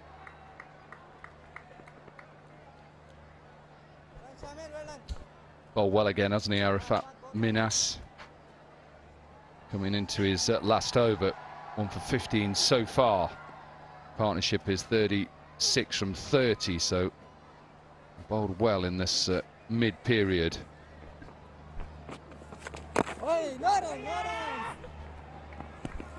And we've got to finalise our team of the tournament, haven't we, as commentators? Well, there's a couple of spots still open. We've got, I think, about 9 players already in. 2 or 3 players that we're just looking at the moment. They're involved in this game. And then there'll be a 12, which will be our team of the tournament. What will you call it? What will you call it, the team of the tournament? We'll call it the team of the tournament. Team of the tournament. That's what we'll call it. And we'll hopefully have it out. I think we should have it out for the final, shouldn't we? Before the final. Yeah, exactly. We can then run through it and look at each of the teams and have a big laugh. Who's your captain, by the way? Well, we've got to. That's a decision we've got to have to make. We're going to have a selection meeting. I'll tell you what we'll call it. We'll call it the Dream Team. I thought we were the Dream Team. Well, of course we are the Dream Team. Of course we are.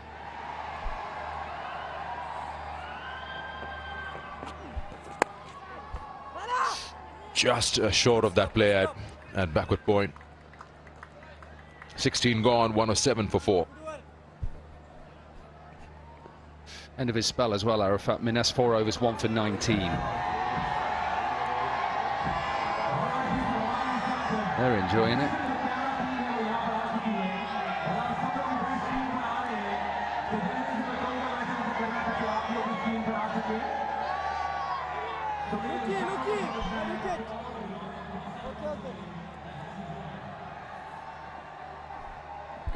It's been good, hasn't it? Started up well. Ismail with his 2 for 6. And Arafat Minas has just finished his spell.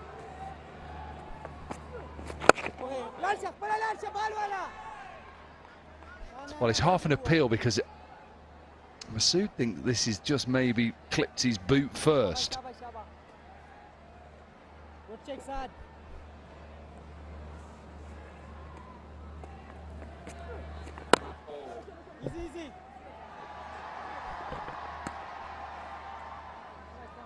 Are you a big fan of batting first in a knockout or a playoff, because you don't want to go with that scoreboard pressure, because this particular match is not about what you've done against the opposition earlier.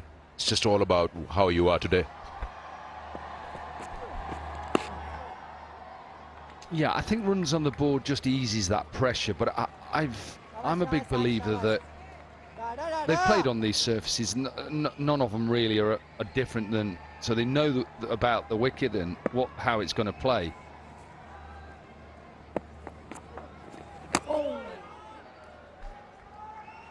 Three games on this pitch have all been won by the chasing team, but it wouldn't matter to me. If I was coaching, I'd say in a big pressurized game, have a look at the wicket first and see what you've got to chase. That's what I would do.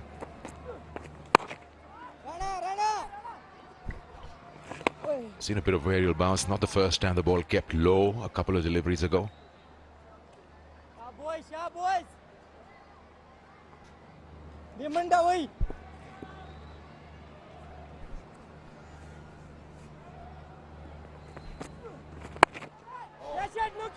He's forced himself to go to that release shot. And he's looking at his shot. He hasn't run. Direct hit. Now a chance of an overthrow. Partner's not interested. They still haven't made friends with each other yet. We're still getting run-outs.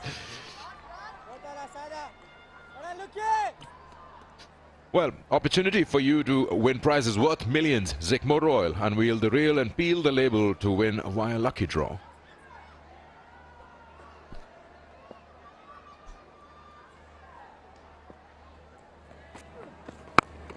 He's got hold of that. You can tell by the sound of it. 6 to end the over. 117 for 4. First 6 of the innings as well. You're right, you could just hear it. Beautifully out the middle of the bat. Of course, there's a man back there. He wasn't bothered about that. Pick the googly and smash it out the park. Good way to finish the over. Now can they build a bit of momentum with these last 18 deliveries? 50 partnership as well coming up off 41 deliveries, so that's good. You talk about scoreboard pressure. If they can get over 150 from here, and all of a sudden there's a bit of pressure on the Sharks, take early wickets and then a run chaser can just falter.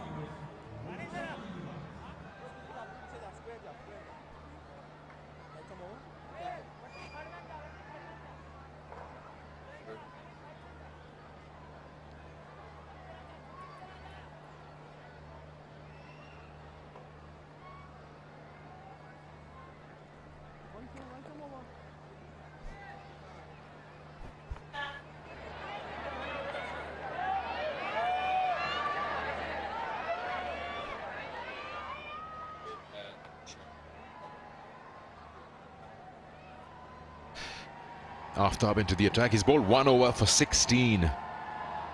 So, as a batting unit, probably remember that not so long ago. You can get runs against him, so this could be the over they'll try. They've got wickets, 6 of them. Straight to the fielder was a good shot, right from the middle of the bat. Yeah, he's 1 over 16 was the last over of the power play, which is always a difficult over as a bowler. But you're right. 1 over for 16. He's coming back to bowl probably maybe the last couple of overs, maybe finish off, just see how this one goes. It looks like he's gone full straight away. Mid-off is in the circle. Top edge. Nothing the keeper could do about it. Just flies with the pace. Yeah, it's just saying he's gone full straight away with his first delivery. This time he's gone short. Tried to dig it in, maybe just off the gloves or off the top edge. Flies over the keeper for a boundary. Did have a man back at deep square leg, but fine leg is up. Yeah, it just becomes tough. So the first 2 deliveries had the same field positions, but 2 different lengths altogether. And the first shot was also just flying through that backward point area. Makes room, doesn't clear. Gone. Saad takes the catch and a wicket. He was lucky, he was in the slot and just didn't time it. Farhan played well up to that point. I think he just slices it a little bit. You just see in the slot, maybe a bit of pace off, and he tries to go over extra cover and just picks out mid-off. Simple catch. And the end of that partnership as well, which was 54 from 44. Farhan has to go for 30. It's 121 for 5.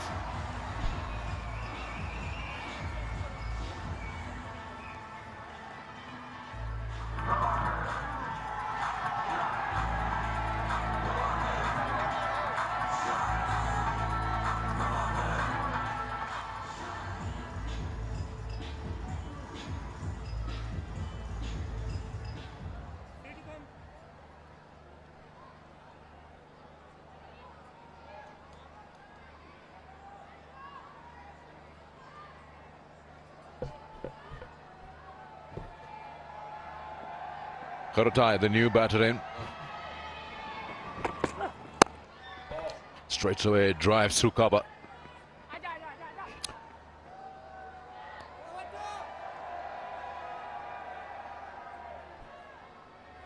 You also get to see that the bat also rotates in his hand, so it's just that he doesn't get any power going in that shot. He hardly clears that 30-yard circle.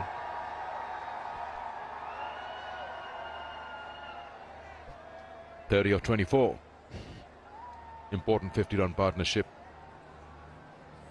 along with Danish for him. That's a good ball. Yeah, it's good. Because he sees that Danish just tries to give himself a little bit of room. And there's two ways you can go. You go wide, or as wide as you dare go outside off stump so he can't reach it, or you follow him. And that's exactly what he did. Left-handed now, so he's got to just readjust his line. Third has gone back. Long on. Mid-off is in the circle. Ooh, a slower, low full toss. End of the 18th over, 124 for 5.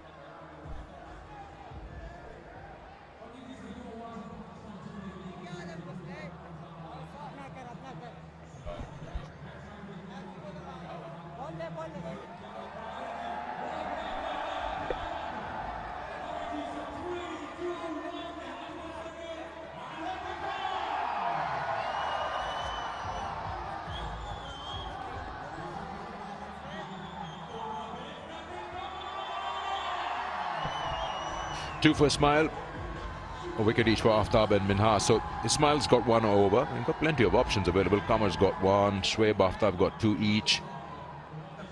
Minhas has finished his quota, 1 for 19. Masood 4, none for 30.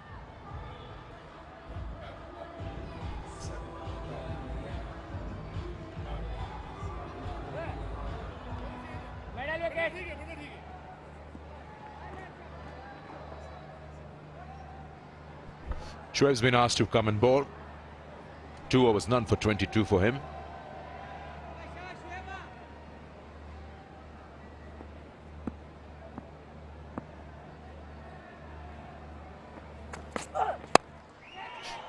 Catch it as the call will clear the circle. Coming back for the second. They've got to find a way to get as close as possible to that 150 mark.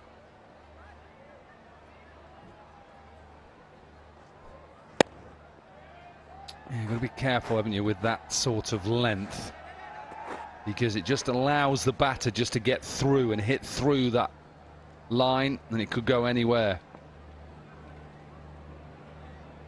What is there, 11 balls left from here? Minimum they need to get to is 140, and then hope that power play they can get a couple of wickets.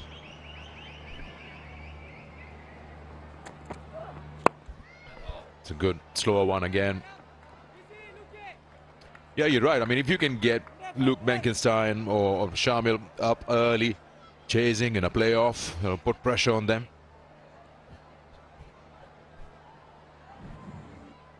It's the end of Farhan, who was caught right on the edge of the circle by Masood. Yeah, disappointment because just trying to push on then. That 50 partnership had come up. You can see the projected scores there on the bottom of your screen.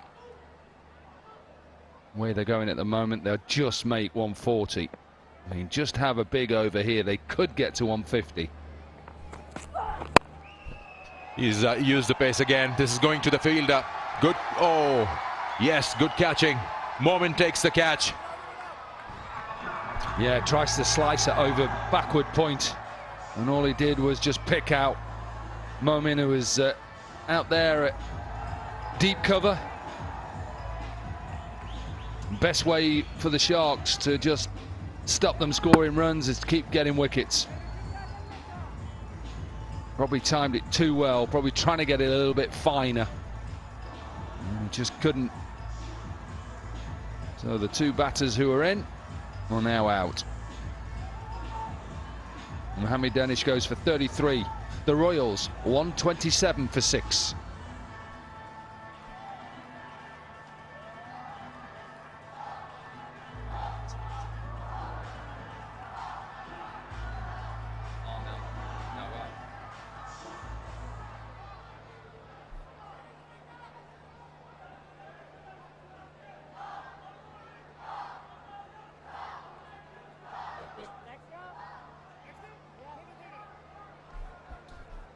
Arnhem Nawab, who was captain in the last game. Obaid Shahid came back into the side and took over the captaincy, or took it back. He's a dangerous player.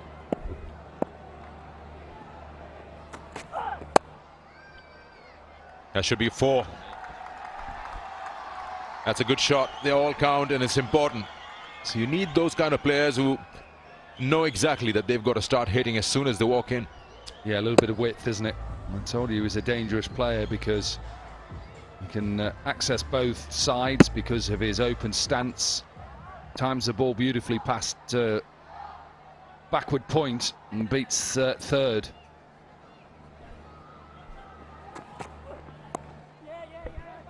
Good slower one. So if you look at their pattern, 48 for 2 in the power play, and then 7 to 15, they batted 54 more. And in both these sessions, they've lost 2 wickets each. So they have 102 for 4 after 15. 6 wickets in hand, 5 overs available.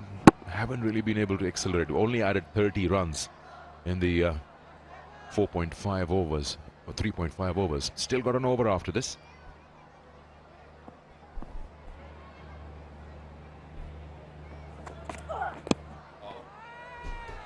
Brilliant way to finish the over as well. Full and straight. 8 off it, 19 gone, 132 for 6.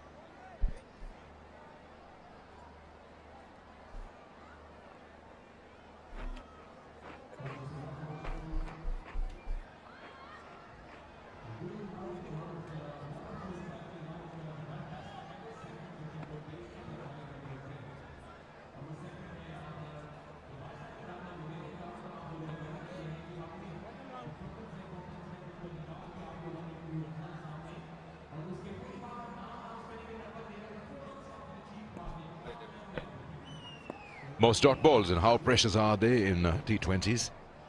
64 for Mohammad Shoaib is leading the way, not so far away Smile, and both are from Gwadar, Sharks.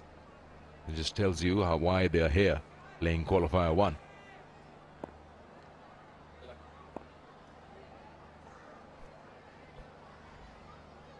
So 6 deliveries to go, 132 for 6.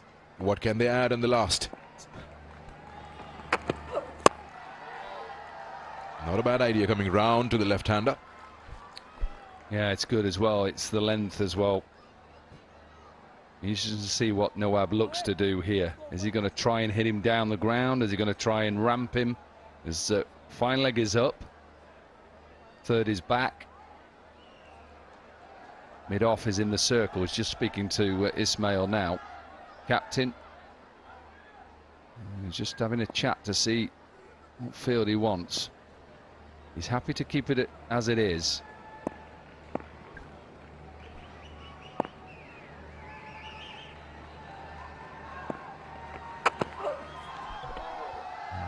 Missed that completely.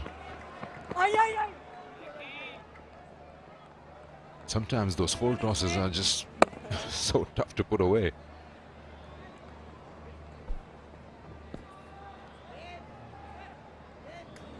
Yeah, he's again, it's amazing how sometimes slower ball, full tosses or full tosses at full pace, how often in T20 they're actually quite a good delivery.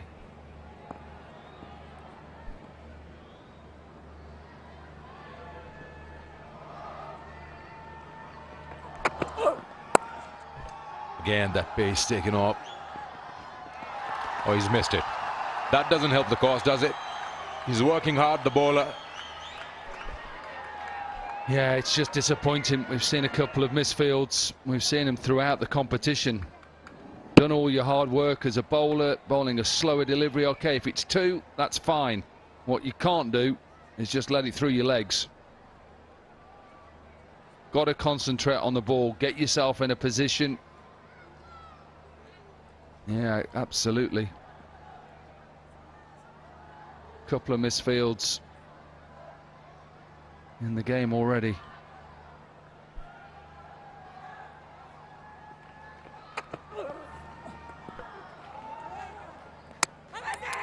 He's asking for a run out here. There's an opportunity at the non-strikers as well. And even he misfielded it, extra cover. It's all going on. And the third umpire is just going to have a look at this as well.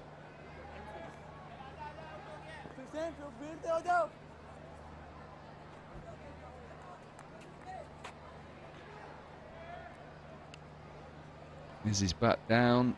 Yep. Absolutely is it down. Then he picks it back up, does he? Why would he do that? I think he's good. Not out. So 2 dot balls and a leg by and a boundary. That's how it's gone. 2 balls to go. Yeah, just to explain, once you've ground it, it doesn't matter. Even if he picks it back up, it's the new laws. That's a good sharp delivery, and they're trying to run here. They'll complete that. Can they come back for another one? Now that's smart. That's good game awareness by the two. What isn't smart is what is the keeper doing? It's a random throw. If you get a bye, you get a bye. We've just seen misfield, it goes to 4. So you're handing them 2 more runs. As a keeper, just watch the keeper. What is he doing? Where is he throwing it at? You've got no glove on. Where have you thrown that? Absolutely no wonder the bowler is saying, what are you doing? And then he has a go at somebody not backing up. Hold the ball. Pressurised situations, just hold it. Unless you're going to throw your end, absolutely, have the glove off, great.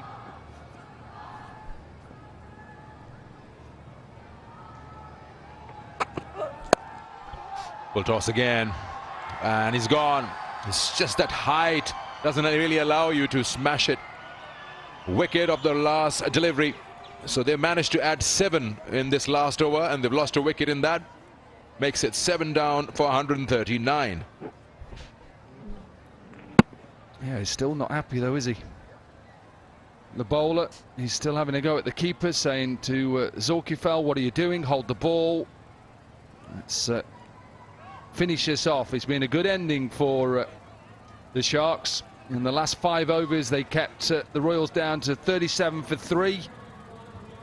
And we'll go into that halfway point feeling very confident that they can go straight through to the final. The Royals will have to come out and take early wickets. And I'm sure the captain and the coach Mushtaq Ahmed and the mentor Viv Richards are happy. Yeah, good spell for Ismail. 4 overs, 3 for 10. He'll be happy. Surveyor knows that 140 is gettable with the kind of cricket the Sharks have been playing. The Royals, this is what their batting looks like. They were asked to bat first. Bassett started off very well, but after they lost his wicket and another one in the power play, things started getting a little slow. They managed only 54 runs from over 7 to 15. Then a good partnership of 50 plus between Danish and Farhan helped them to get to that 139 for 7. That's that partnership there, 54 of 44. So good from the man at the top there, Mohammed Ismail, with his 4 overs. Look at his dot balls as well. 20 dot deliveries, 3 for 10, and a wicket for Shoaib, Aftab and Minas. A good bowling display. Okay, so it's time that we catch up with one of the players or a mentor, and Roha will tell us more on that. Let's join her. Well, I've got Mohammed Ismail with me. Bowled a brilliant spell tonight, took 3 wickets and kept it very tight with the ball. Let's speak to him about his spell. Ismail, बहुत शानदार आपने spell कराया. Pressure match में इतनी ज़बरदस्त performance कैसा feel कर रहे हैं? जी, बिस्मिल्लाहिर्रहमानिर्रहीम। सबसे पहले तो अल्लाह पाक का शुक्र अदा करता हूँ जिन्होंने मुझे आज इतनी इज्जत दी है। मेरा हर रोज़ यही होता था कि लैंड टू लैंड बॉलिंग करनी है। मुश्ताक भाई भी समझाते थे कि तू बहुत अच्छा बॉलर है। उन्होंने थोड़ा सा कॉन्फिडेंस दिया था हर मैच के बाद, देते थे कि आपने लैंड टू लैंड बॉलिंग करनी है। अल्हम्दुलिल्लाह पिछले मैच में भी अच्छी बॉलिंग की है और अल्हम्दुलिल्लाह आज भी बहुत अच्छी बॉलिंग की है। ज़बरदस्त। अच्छा, आपकी टीम जो है वो पहले बैटिंग करते हुए 3 मैच जीती है। आज आप लोगों ने बॉलिंग पहले की है, क्या स्ट्रैटेजी थी? जी इंशाल्लाह हमारी टीम जो है पहले बैटिंग करे या बाद में करे, हमारी टीम अल्हम्दुलिल्लाह बहुत अच्छी है। इंशाल्लाह हम इसे चेस करेंगे। अच्छा इस्माइल, आपके जो स्टैट्स हैं इस टूर्नामेंट की, आपकी हाईएस्ट डॉट बॉल परसेंटेज है अभी तक, किस तरह इंश्योर करते हैं कि आप ज़्यादा मैक्सिमम डॉट बॉल्स बॉल करें?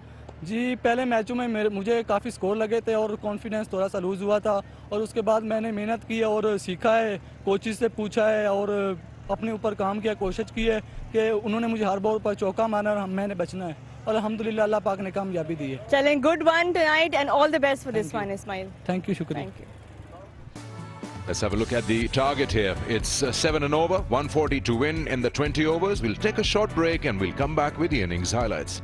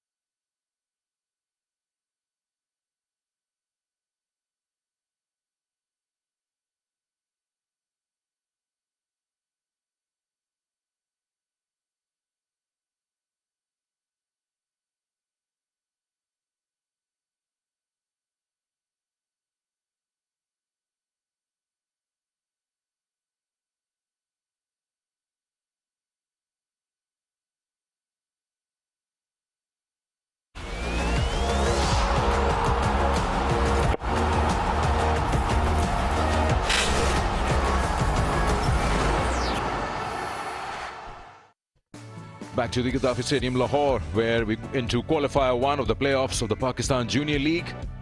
And let's have a look at the innings highlights with Dominic Cork. Yeah, it was the Sharks who won the toss and decided to put the Royals in. And it was that man, Basit Ali, who was given a chance early on and dropped by Luke Benkenstein. He looked in fine form again, a little bit of luck at times. And he does play so well down the ground. He's a powerful player. Then the ball of the tournament to get rid of the young Tayyip Arif, first ball. And Basit Ali was keeping going and trying to be aggressive, trying to get his team off to a good start until he picked out Nazim mid on. You can see the delight. He went for 20.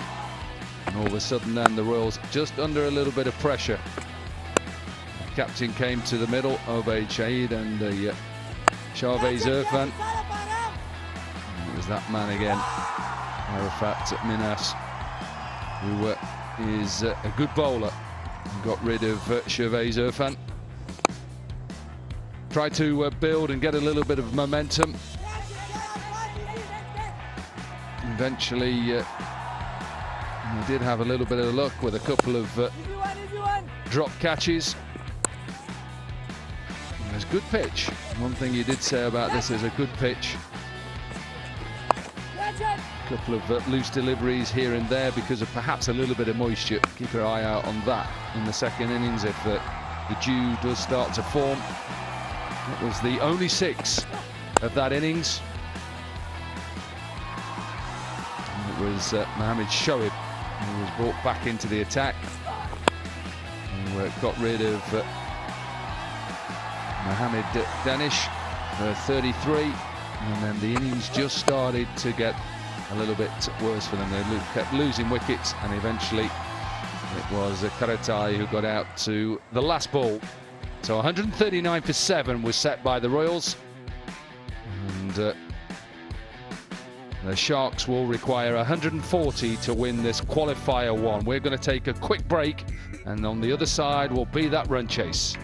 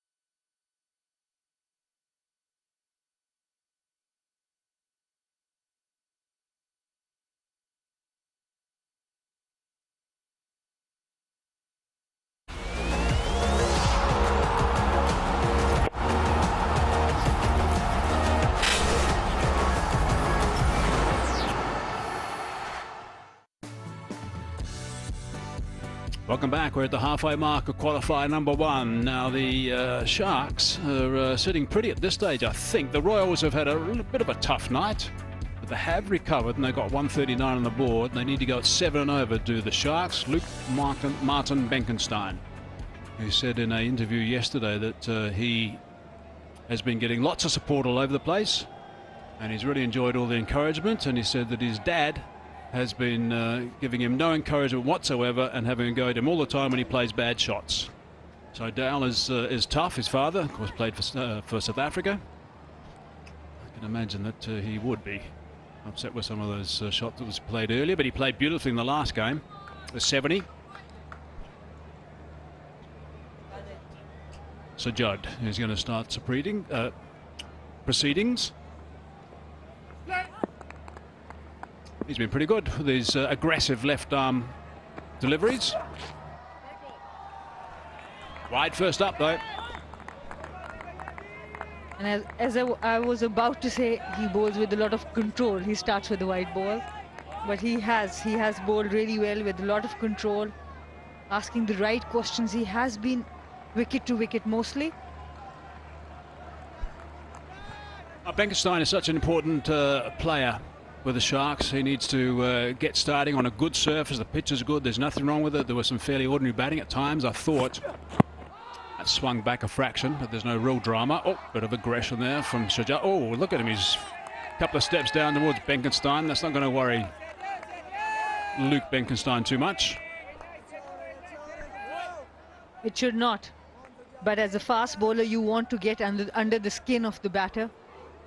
It's okay to exchange words, from good words, not the bad ones, from a distance.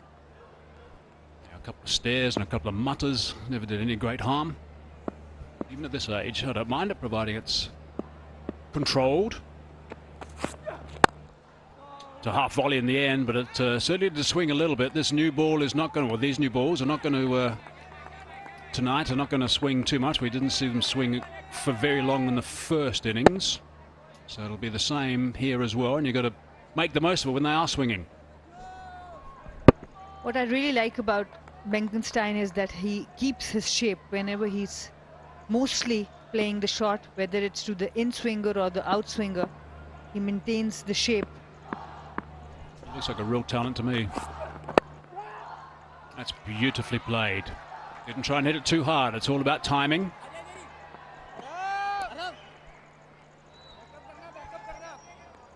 This is not an easy shot to play when the ball is coming onto your legs, swinging in. It's very easy to drop the head can fall over, but the balance of the shot is so good. He plays it with so much control right between the gap, the short mid-wicket and mid-on. He exactly knows where the field is, and now that gap is being filled. The slip is off, and we've got to field it there and square. Oh, that's in the air. That might be interesting. Think he got a mitt on it. It was a pretty good chase in the end. He made a lot of ground under that ball. It was hit hard. Traveled the distance enough for Arham to really sprint underneath it. He had his hands, but it was a tough chance. They are the toughest. You've got to try and get your eyes nice and settled and leveled, and there's a bit of guesswork involved as well. It was a fine effort.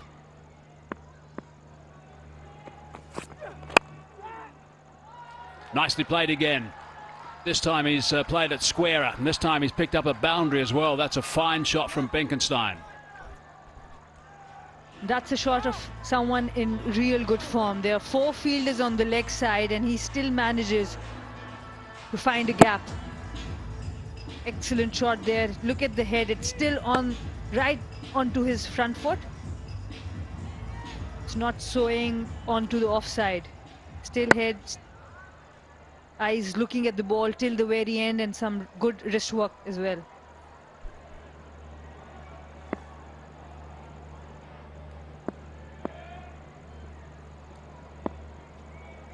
First 5 deliveries have gone for 9.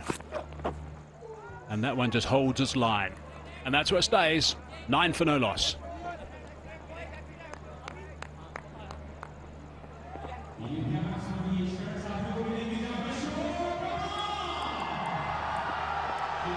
Look at the work that the Sharks have done throughout this first edition of the Pakistan Junior League. What a lovely innovation it's been. Great to see these youngsters on show, great to see the talent on show. Under the big lights, on an iconic stadium. And in competitive cricket, I mean, with legends, with experienced coaches, I mean, what more do you want? Just brilliant.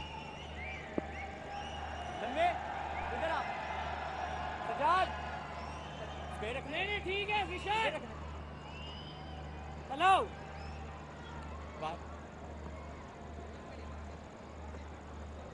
Okay. Okay. Nawab.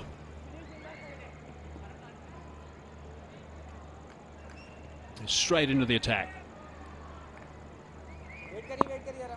Not easy for a spinner at this stage, of course, with only 2 allowed outside the circle in the power play, the first 6 overs. The left-hander on strikes, bringing the off-spinner in, making sure that he can bowl that arm ball, bring the ball in. They've got the slip also. Shamil, the man there at the moment.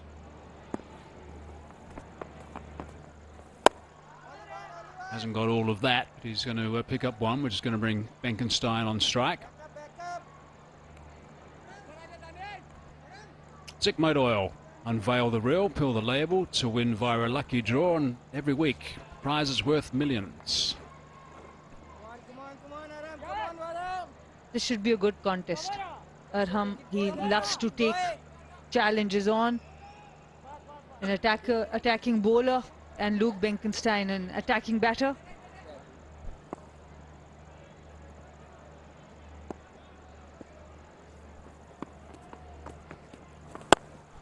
Gone over the top with control, and has hit it beautifully.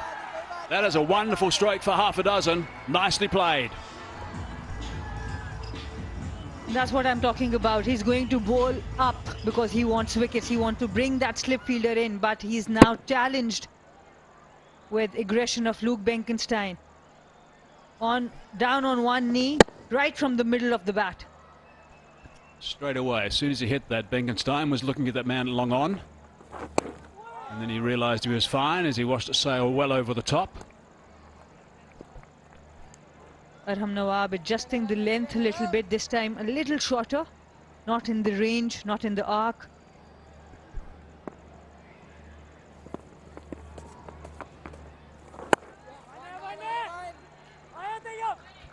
Picking him off after getting that big boundary, the third ball of the over.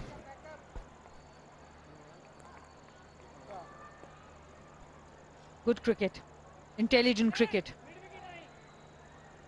That's the boundary before. Down on one knee, use of the long levers. Many will think there's a bit of risk involved in that with a man at long on, but I think he's in such good form at the moment, Benkenstein, that he had high confidence to get it over the top. And he did it quite easily. It's a nice delivery to finish. However, the over's gone for 8, 2 gone, 17 for none.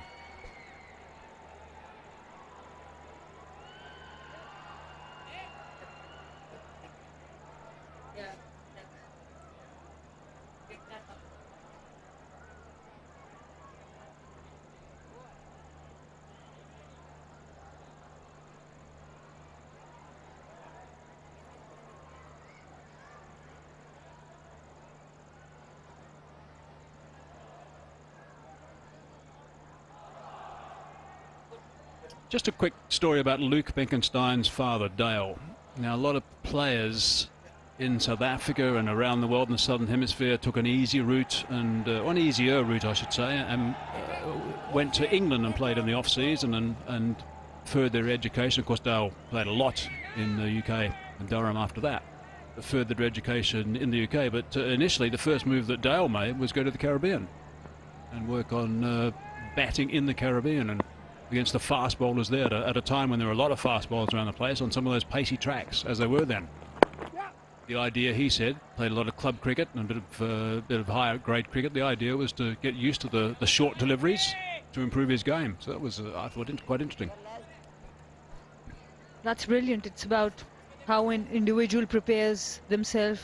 Do they take the easy route, or do they challenge themselves?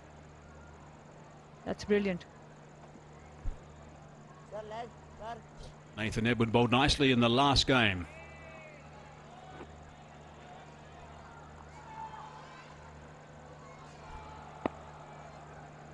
Couple of wickets, 2 for 23, I think his return was.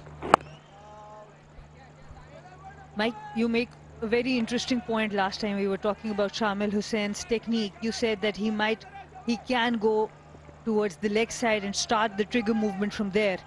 And that's what he's doing right now. And he's finishing the trigger movement at the time when the bowler is about to deliver. So he has corrected that. Yeah, so he's standing, I guess he's standing about maybe 6 inches, 8 inches further to the leg side than he was previously. And it's nice and early. Doesn't have to worry too much about that one, as it's called a wide, but it's so important, and you pointed out, Sana, also, it's so important those trigger movements. They've got to be at the right time. Got to do it nice and early. So he's a little bit further to the leg side, so he's in tune with the ball and is not falling over like he was previously. It's not easy to do it in the tournament, so credit to him, to the think tank, to everyone involved, that he's trying to do it, he's trying to amend what's causing the problem. You say to the think tank or the shark tank? I think they are both the same this time. And as Roha said, the biggest shark in the tank. So Yeah. Vivian. The great shark.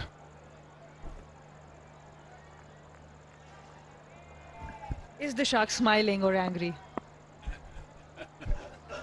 Shiver of sharks on the sidelines.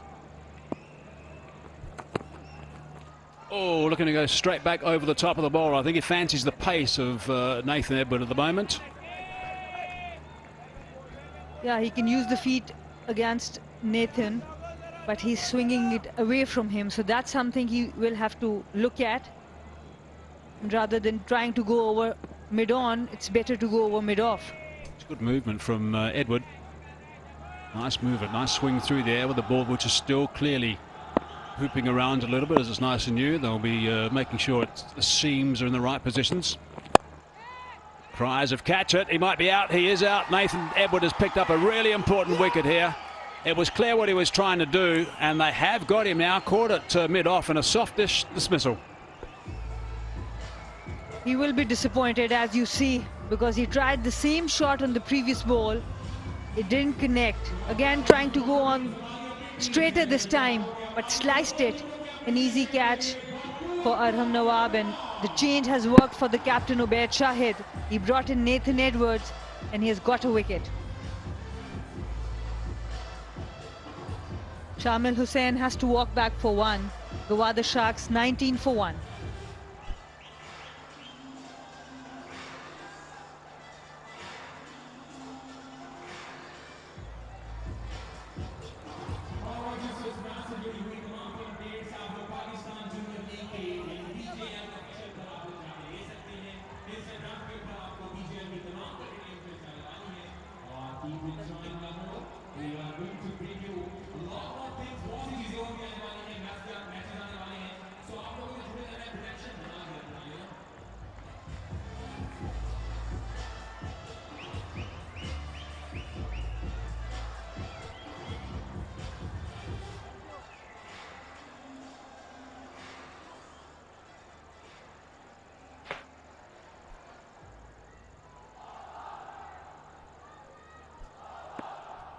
Zulkifil now in the middle. Early wickets. That's gone across him. I think that's pad rather than bat. And I think the man with the green shirt, who's important, thinks the same as well. End of the over. 3 gone. 19 for 1. And Shahwez Irfan, the keeper there, he also did well. Excellent delivery from Nathan Edwards, and look at him. He was able to collect it from the front because the pace was not there. but there was no bat involved.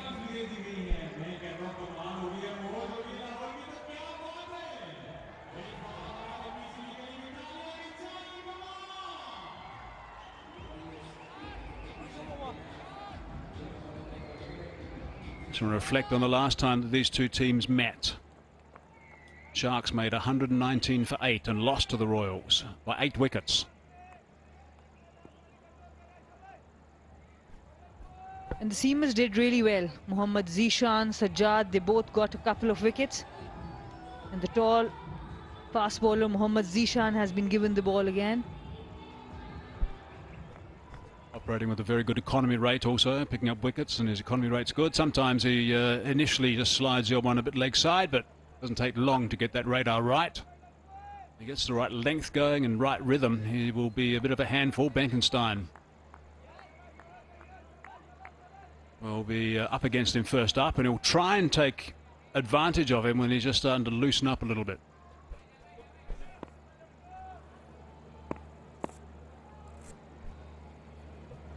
Fourth bowler in 4 overs now.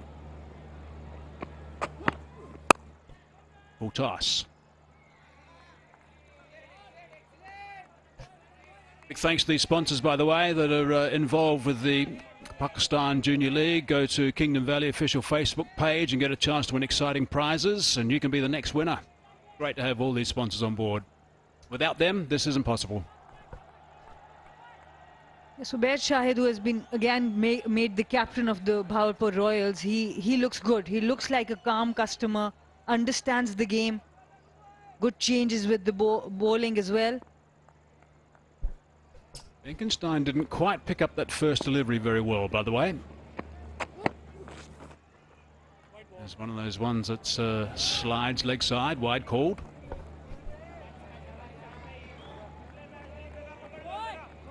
This is the last wicket of Shamil Hussain, the captain of Gwadar Sharks, trying to muscle it down the ground. Sliced it. And an easy catch for Arham Nawab. And you were talking about Benkenstein not being able to get the hang of the deliveries. Mohammad Zishan, he's tall. You don't play a lot of bowlers with that height. That's nicely played. Straight out of his dad's copybook, I think, from the Caribbean when he was young and ventured over there. Beautiful shot, well in front of square.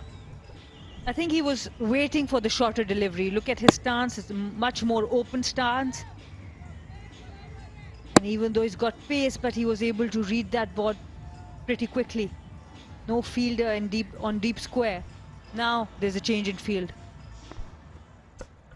So I mentioned he'd look to get after him when he wasn't hitting his straps fully, Zishan, and that's what he's done, Benkenstein, with that pull shot.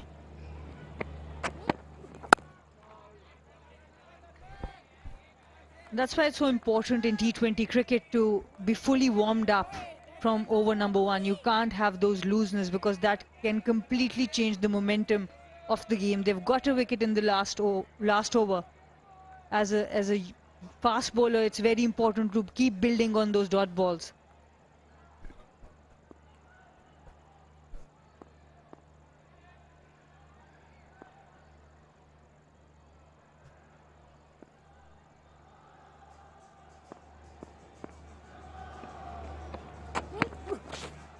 Well, there's a bit of swing too from the big fella. Oh, wide's called. A bit of a tough call, I think, from Asif Yaqub. The last time that they both played, both these batters were dismissed by Mohammad Zishan, Luke Benkenstein and Zulkifal.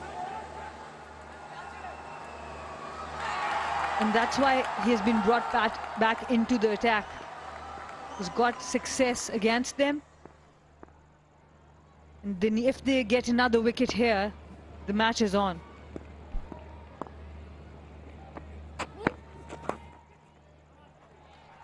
Just ticked around the corner for 4. Easiest shot in the book when you're in form. And when the bowler is straying away as well. This is not a good delivery onto the leg side. The bounce was enough for him to just play it very comfortably. No risk involved there either. That's not good bowling. It's a big over now. A couple of wides, still 2 balls to go, 10 from it at this stage. A couple of boundaries. Especially in the context of the game, because they're not chasing a lot of runs. They had a very good over previous one, Nathan Edwards.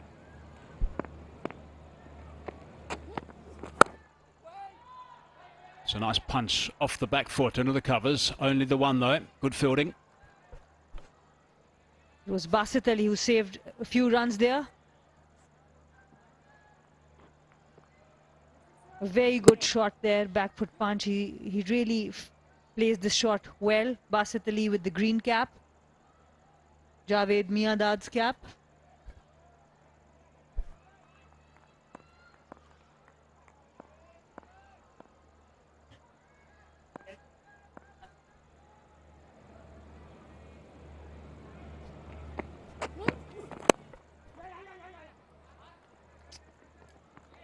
Nice even number off that over. A dozen off his first. 31 for 1.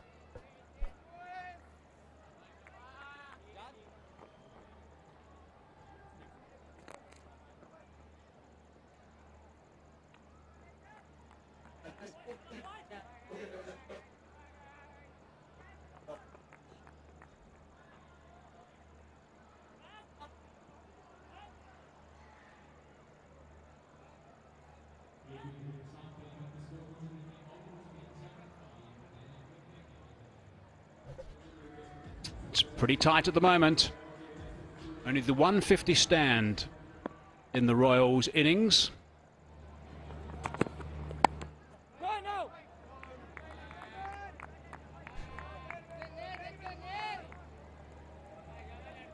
Decode, another sponsor involved. Decode, official smartphone partner for the PJL 2022. Visit the Decode social media pages and get to win fabulous prizes. Up till now, Nathan Edwards has bowled a very tight line, good lengths.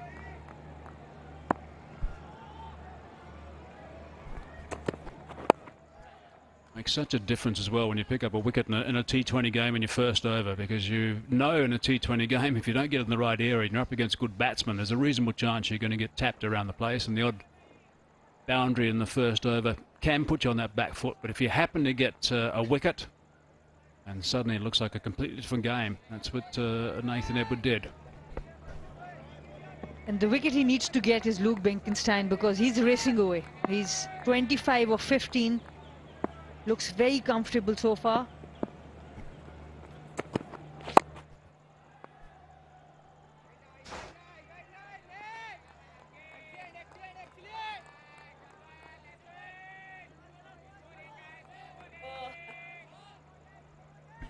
This is brilliant. The traditional Pashto, and I don't know, this is not very traditional, but the previous steps were quite traditional. I'm pretty sure they are dancing as if no one's watching, but that's not the case, boys.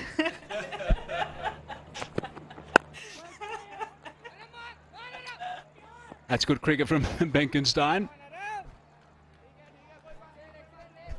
Good footwork from Benkenstein as well.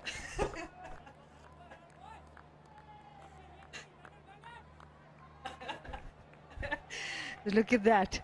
We talk about all the wrist movements and all. Just look at that neck movement. Don't miss that. They are actually dancing as if no one's watching. But you are on live television, boys.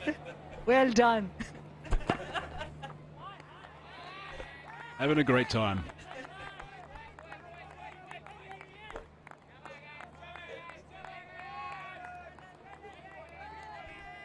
And according to statistics, only 6 million people might be watching them.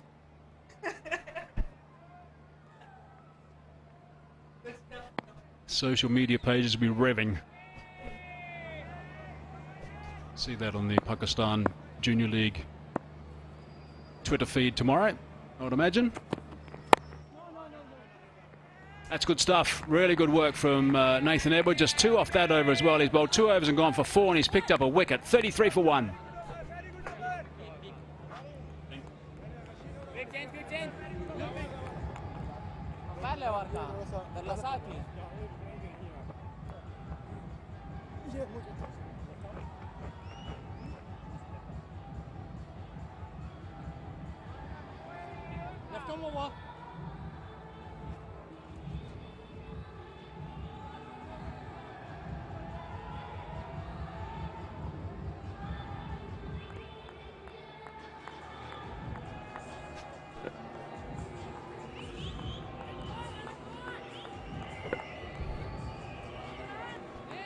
107 of 90. That's what the equation is to get into the final of the Pakistan Junior League. That's what the Gwadar Sharks need. Seem to have things in control as long as Luke Martin Benkenstein is out there. 26 not out. He's given one opportunity. Aram Nawab got his fingers to the catch but couldn't hold on to it.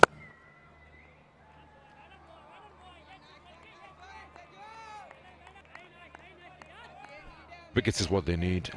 They will need to get Benkenstein early just to put that pressure on. Look at their strike rates, the batsmen to come. Ibrahim Daniel, 107. Then you got to take care of Arafat Minhas. He's been consistent, 125 strike rate. Well, the qualifiers have their own different pressure, do you know?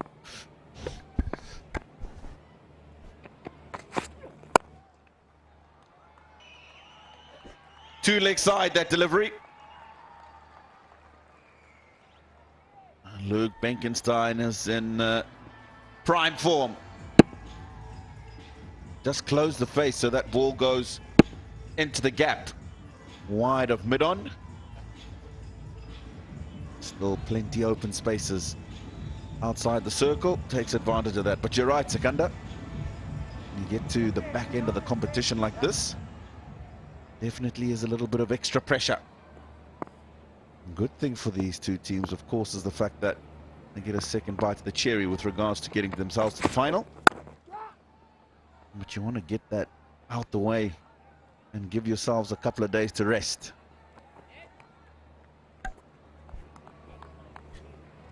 Osaka battery tonic.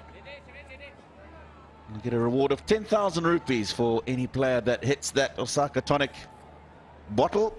It's not happened yet. We're running out of time, boys.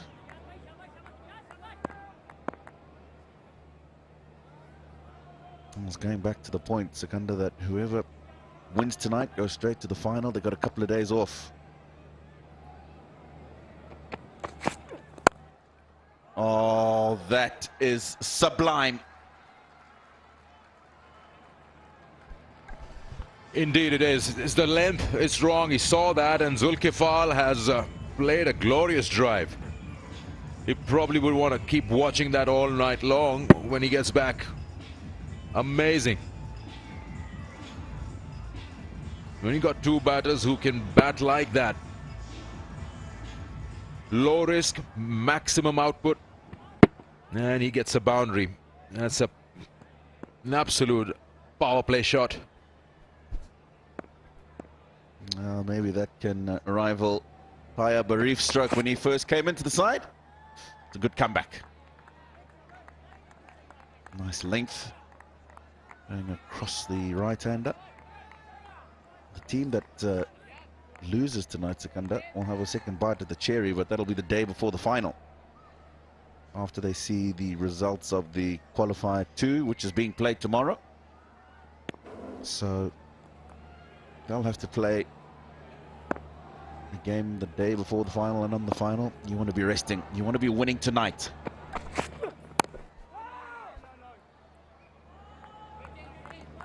Power play is done. It's 42 for 1.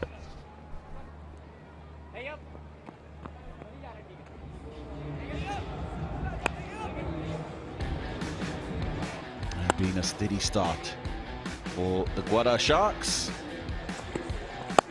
Really nice strokes. That was the dismissal of Shamil, the captain. This man has continued to just keep his team in the hunt. Scored some really nice boundaries. Been pretty strong through the onside today. That's the last one we saw from Zulkifal in the last over. Right, these are the power play scores. The Gwadar Sharks are 42 for 1 at this stage. The Royals were 48 for 2. Not much difference.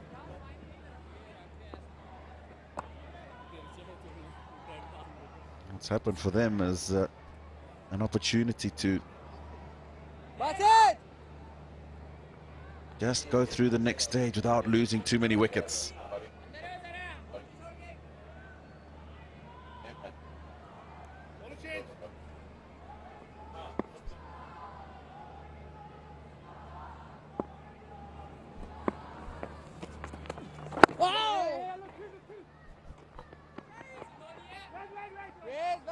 Frankenstein has been really good.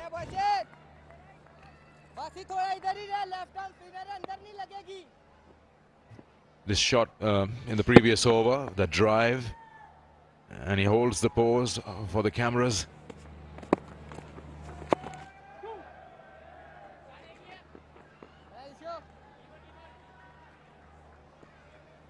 And you keep watching that, you hold your pose till that ball hits that boundary. There you go. That's what you pose for, not for that man, that for length. Reverse. He does play a shot or two that just surprises you. He's got to realize that he's the man in form. He's the one who's carrying the team. Captain's out. You're going at 6.7 to the over. You require 7.1. Why would you play a shot like that?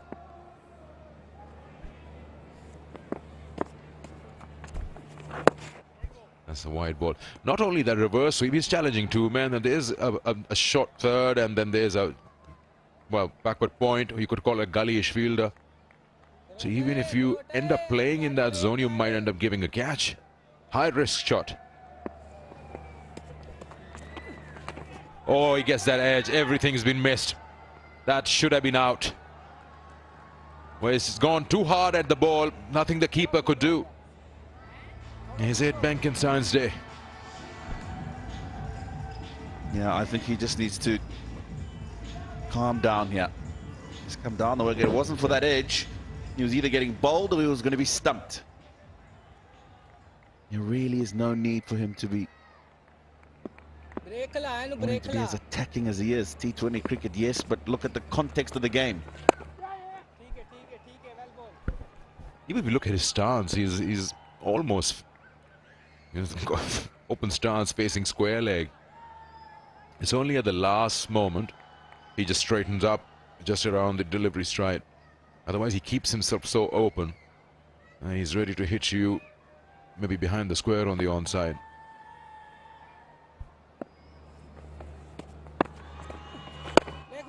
Excellent ball. 7 overs bowled. It's 51 for 1.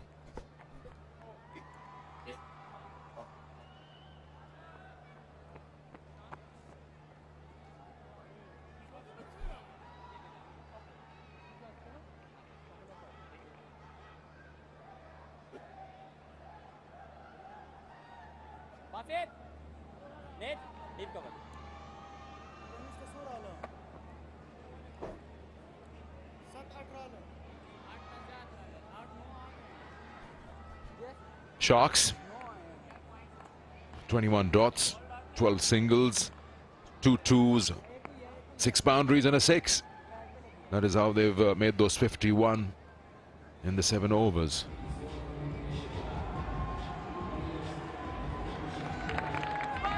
Qualifier 1 and the crowds have come. Families bringing in their kids. Also the teenagers supporting the under-19s in this tournament, the Pakistan Junior League. And it's just taken off. And you get that feeling now there's ownership of the teams. It's a brand new concept, brand new teams. Now you've got people who support the Gwadar team or the Gujranwalas or the Hyderabad Hunters. They've got to find a way to get a wicket here, because this is just going to slip away to the extent that recovery would be very, very tough. Yeah, that's what the Sharks have done well so far. Not losing wickets. Easy. Excellent, Aram. Come on, boys. Keep talk, boys. Excellent, Aram. You look at the Royals and their loss of wickets. 13 for 1, 27 for 2, 49 for 3, 67 for 4. That's why they just couldn't continue to accelerate throughout the innings. Zik Oil unveiled the reel, peeled the label to win by a lucky draw every week. Prizes worth millions to be won.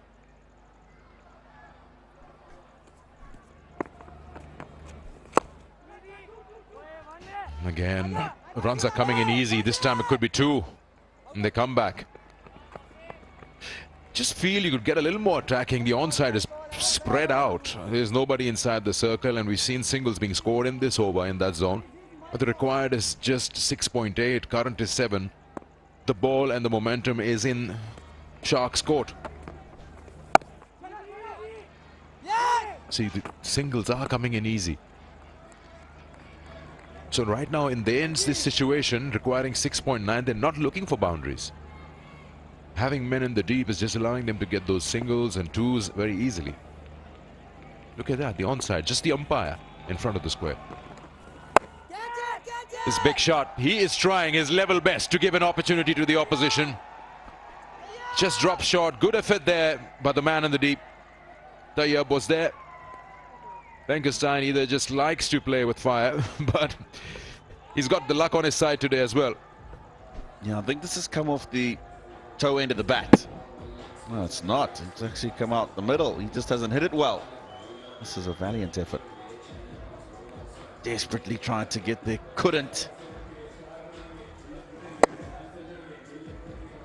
Benkenstein survives again.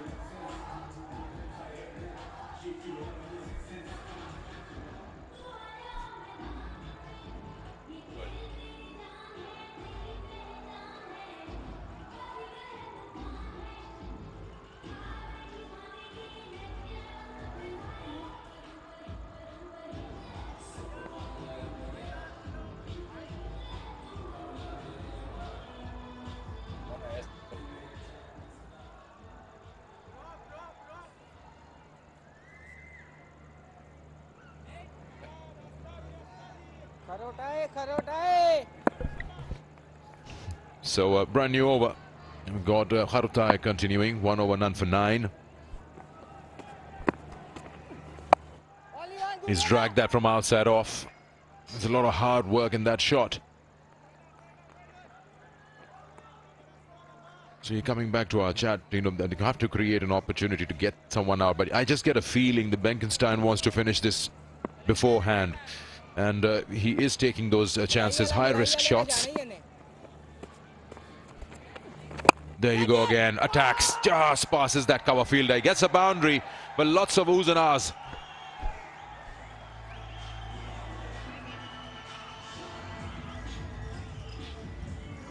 Now he struck this one well. It's just gone to the right. That man had extra cover, but would have taken some catching.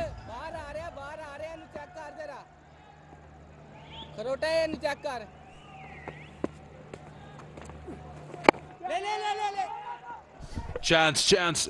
Oh, finally. The non-striker gives in and takes the run.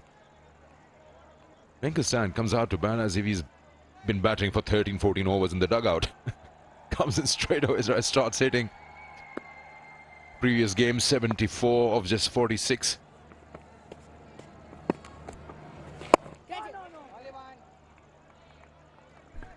Yeah, he's a good player, but you just have the idea that he can get out at any moment.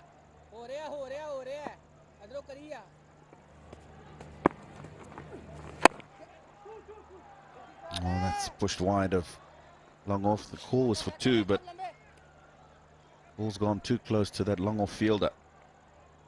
7 off the over.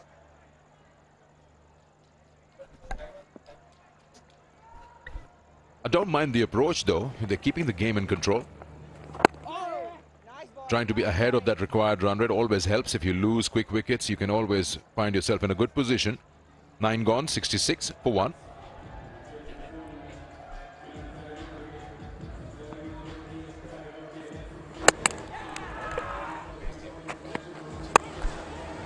Yeah, that's what we're talking about. Plays some unnecessary strokes when he's got himself in.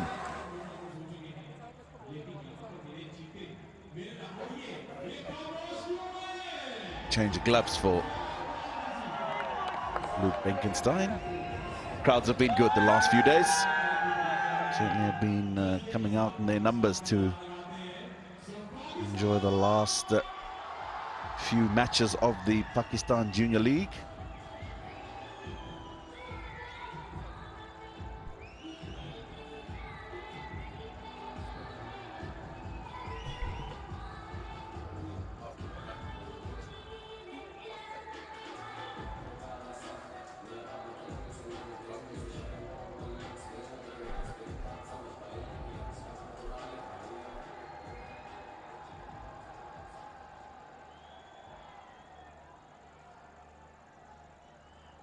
.46 and 29 for Benkenstein. He's kept his team in control of this match. Down the ground. He won.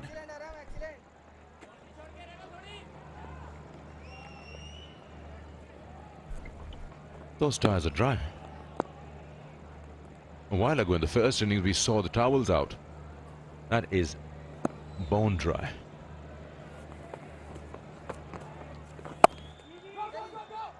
Just missed. Will help them to get a couple if they can, and they do.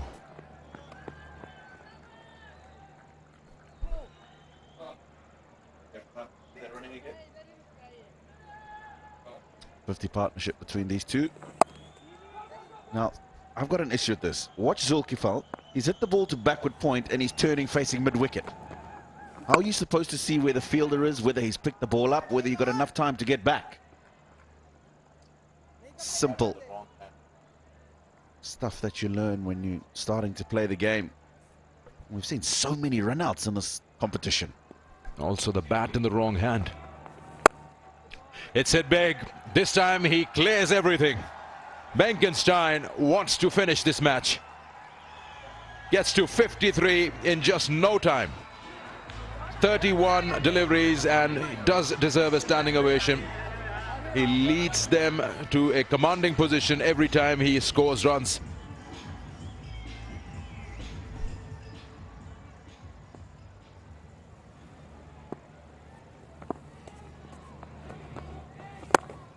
Down the wicket again. He is asking for two. You can hear that. And easily completed. This is some really good smart batting from these two. They're finding their odd boundaries and they're running in hard. And they're keeping that run rate in their control. Now the sixes, one that took him past the 50 mark. Appreciated by his colleagues in the dugout. He's gone again. Now, has he got enough of this? Yes, he does. Yes, he does. He really wants to get things going now. 10 overs gone, 84 for 1.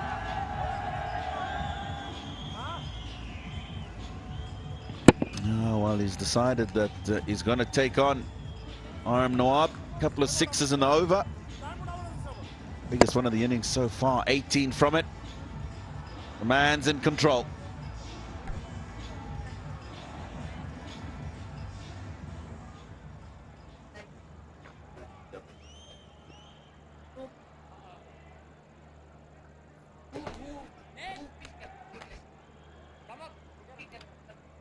In second place then, Luke Benkenstein with 216 runs. And they are on the way at the moment to the final. 56 from 60 is quite a simple prospect for the Sharks. They require just 5.6 runs and over from here. And Luke Benkenstein is 61 off 33.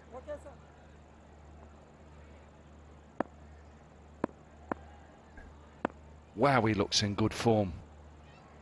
And he's got in form at the right time in the tournament as well.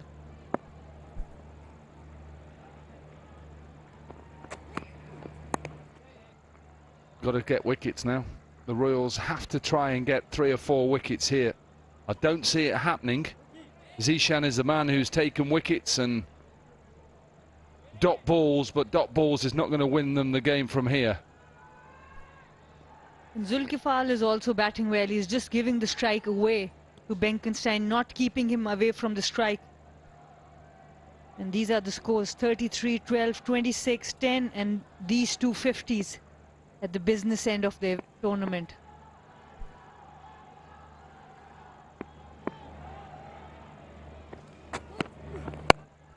Oh, he times this. Has he got enough of it? He has just. I think this lands on the cushioning. There's a big area out at deep mid-wicket. And I think he's saying, did he pick a little bit of a slower ball here? It was a slower delivery. And with the slower delivery, there is no deep mid-wicket. And with the stance, you know the release shot will go there. It might be 4 runs.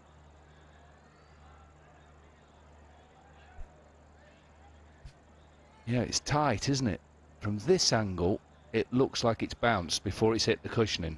In my opinion, that looks like it should be just a 4. Yep, is. Now there's a change of field. We see a fielder in deep mid-wicket. Third comes up.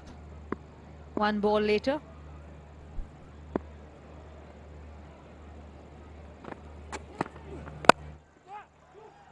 A shad of 2.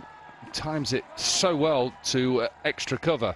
Yeah, what's I think has changed for Benkenstein throughout. He was finding ways how to get out earlier on in the competition, and maybe I was listening to Mike Hazeman talk about the fact that he said that his father Dale Benkenstein has been telling him all the things he's doing wrong and hasn't been giving him too much good advice at times or having a go at him. So I think he's decided now, get through the power play, play his shots. Yeah, it's beautiful. It's beautiful. He's making it so difficult for Zishan because he's walking round the crease, and when he gets the opportunity, he's getting boundaries. 11 from the first 4 deliveries. Tough to bowl at him. You bowl slow one, he hits you out of the park. You try to go faster, he flicks it off the hips. Excellent batting, 11 of 4 deliveries. He enjoyed that as well, didn't he? He enjoyed that shot. In the last match, he gave his player of the match, shared the player of the match with Sal Masood. Today, with the way he's playing, he doesn't have to share it with anyone. Well, unless he thinks the opening bowler, Mohammed Ismail, should get it 3 for 10, remember? Yes, with his generosity, he may think like that again. I still think at the moment he'd be my player of the match. Now then, has he picked the fielder out? I don't think he gets all of it. Is he going to be out? Yes. So 11 runs from the first 4 deliveries. There's a little bit of chirping going on as well. But it is the end of Luke Benkenstein. He'll have to go off 71 from 37. And Zishan was brought back into the attack and has the wicket. And this time Zishan puts a lot of effort into that ball. Benkenstein wants to go deep mid-wicket. This time there's a fielder there. Easy catch by Basit Ali. Benkenstein goes for 71. Gwadar Sharks 95 for 2.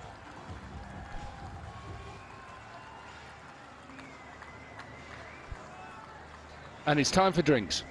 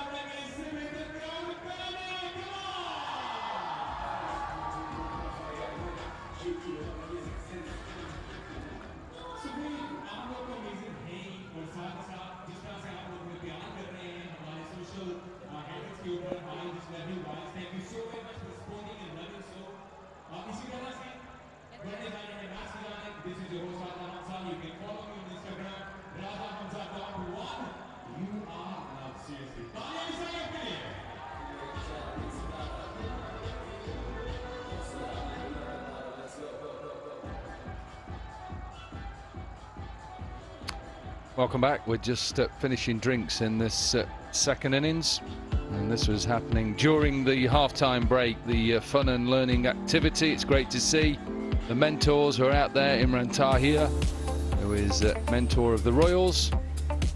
Great to see the children, the boys and girls, getting expert advice on batting and bowling and fielding, and a couple of autographs as well to go with it. There he is, Imran Tahir, the ever young leg spinner. I thought I had a lot of clubs in my career. Wow, he's played for a lot of teams. Daniel Ibrahim, best score of 25. So not had probably the best tournament that he would have liked. Nice way to get off the mark though. Good from Zishan as well. They needed a wicket. And they had the wicket of Luke Benkenstein. End of the 11th over, 96 for 2. Yeah, I'm sure his father will be back on the phone to him. You've got yourself in, son. Why have you got yourself out? There was 100 there for you. Absolutely. The way he was playing, he could easily have gotten 100. And then you get that celebration. He wanted to show him the way to the dugout, and then we saw a bit of exchange there. But what an innings from Luke Benkenstein. It was a good innings. Zishan doesn't need to do that. You've got him out. You can point, but you can't show him off the field. Just get on with your bowling, get your team back in there. It was good innings. Arham Nawab then to bowl his last over, being expensive, 3 overs to 33. Sharks need 44 from 54. The Royals are to get back into this game. They need wickets and they need them quickly. And need lots of that. Cut down the boundaries and try and build a bit of pressure. And this is the time to do it. When you have got a new batter in, keep him on strike as much as you can. Let Zulkifal wait for that strike, and he has been just rotating strike because of Luke Benkenstein.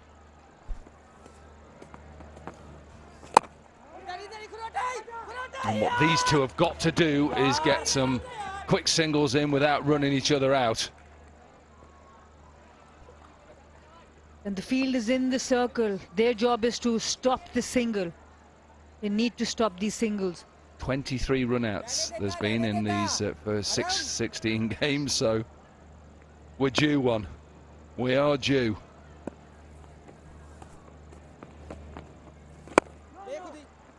It's good from Nawab as well. Couple of dots here, and the pressure can be there on Gwadar Sharks. Top edge will land just short. Don't mind that option from Daniel Ibrahim, because I think a sweep is, as you would know, is as a spin bowler. New spinners don't like sweeps. We like batters who just stay in their crease. Can't use the feet, can't sweep. That's the kind of batters we like. Push the pad forward as well. Probably that's me you're talking about, actually, as a batter. I could get out to a spinner, me. Wow. You do have 100. First class, yeah. First class, 100, yeah.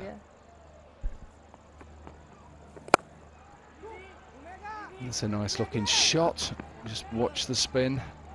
Keep your eye on the ball. Anyway, 100 up. 100 for 2, and 12 overs are done.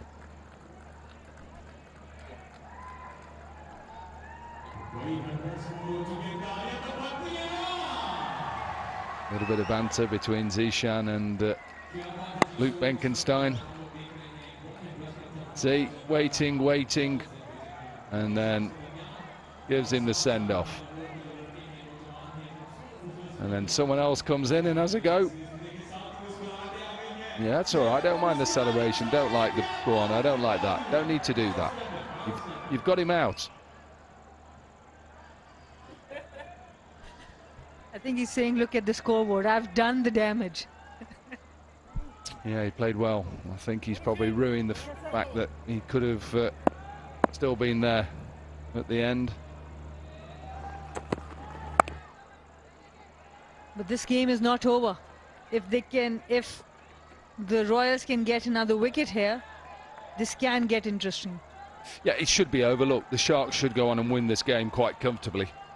But when you are out there in the middle as a bowler, make the difference. Take a couple of wickets, stop the boundary, get in tight. That's what you want to do. Everyone in that circle, get in tight. If it goes past you, it goes past you.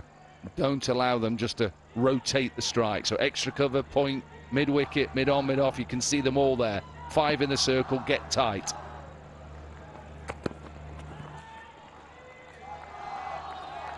That's good bowling.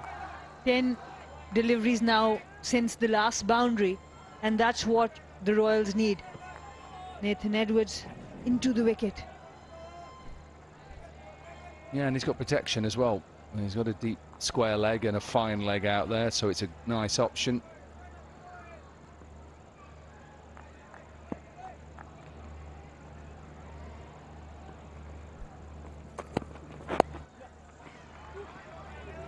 Shout of 2 shouldn't be. No, it isn't. Zishan got down and got it back in. The innings Luke Benkenstein has played, it's given so much cushion to the batters to come. The required run rate still at 5. Brilliant innings, 71 of 37. They can take their time, build partnership, no rush.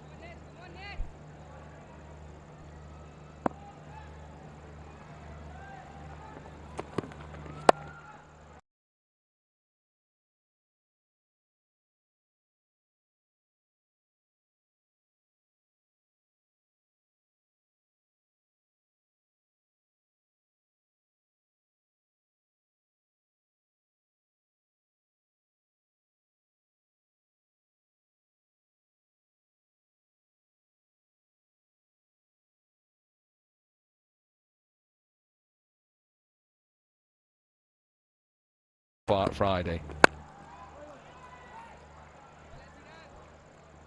And the toss still plays quite an important role. And this is the playoffs you are talking about, Dominic.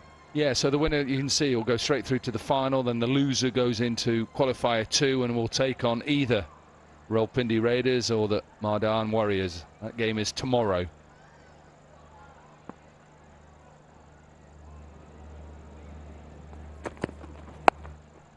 So this actually could be the final on Friday. That's how it could go. End of the 13th over, 103 for 2.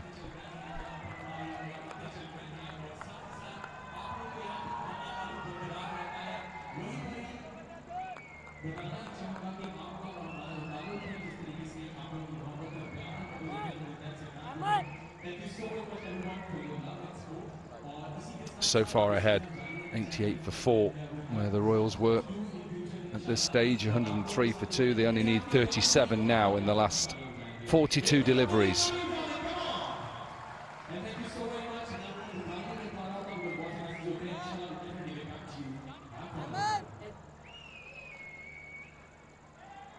Captain's decided that he's going to have a bowl.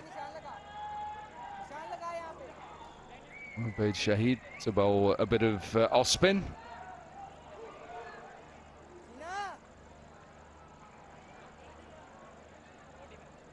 Four fielders in the circle. He's just getting the man. And it's Zishan just to go at that short fine leg. That'll sweep. And 3 on the offside.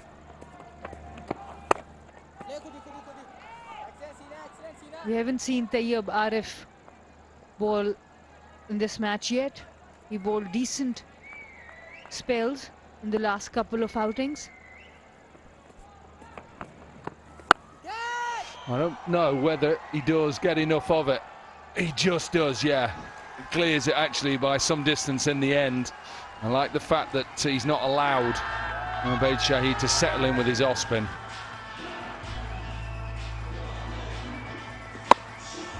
This is a good hit, a very good hit. The off-spinner is on. He knew that this is the chance. Takes it. He's playing according to his role, Zulkifal. Shadow 2. They may be able, if they go straight away, no. Manually, Ibrahim just stalled a little bit when he turned. And Tayyab Arif have been told that he got hit by a ball, so he has walked out. So that is the reason why he's not been taking the field or bowling.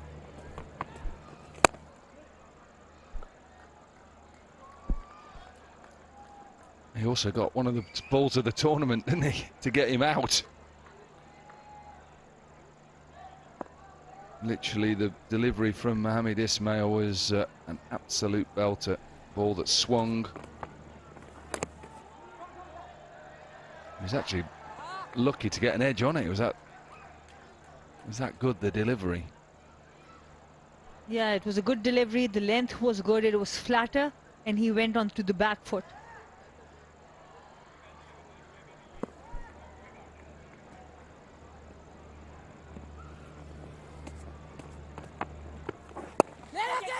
Chipped.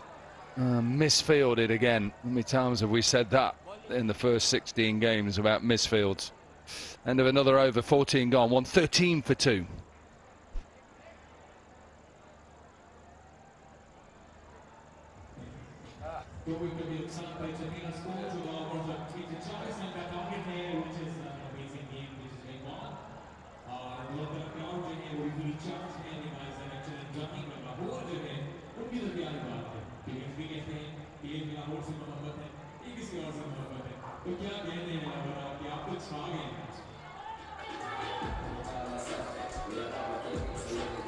Lovely views of Lahore, that is Liberty Square. You can see all the traffic.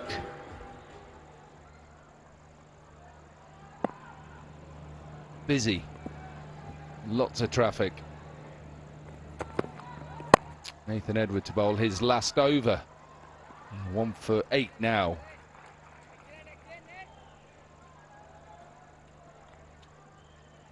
Inverex Solar Energy. Visit Inverex Solar Energy social media pages and get a chance to win exciting prizes. Gwadar Sharks look quite comfortable winning this one from here, 26 of 35. And they are the team to beat. We have been saying that they are the team to beat. A very good combination of bowlers, batters. Top edge. This will run away for a boundary. So getting closer now to the final. The Sharks, they just need 22 to win from here. And Zulkifal is also playing a very good knock. When Luke Benkenstein was there, he was just rotating the strike. Now he's the senior partner. He's taking the bowlers on whenever there's a delivery which he thinks he can take to the boundary. He's playing his shots now. Good innings. Yeah, it was worthwhile, Nathan Edward bowling the short ball. There was 2 men out, Zishan at fine leg and Bazad Ali at deep square leg on the hook.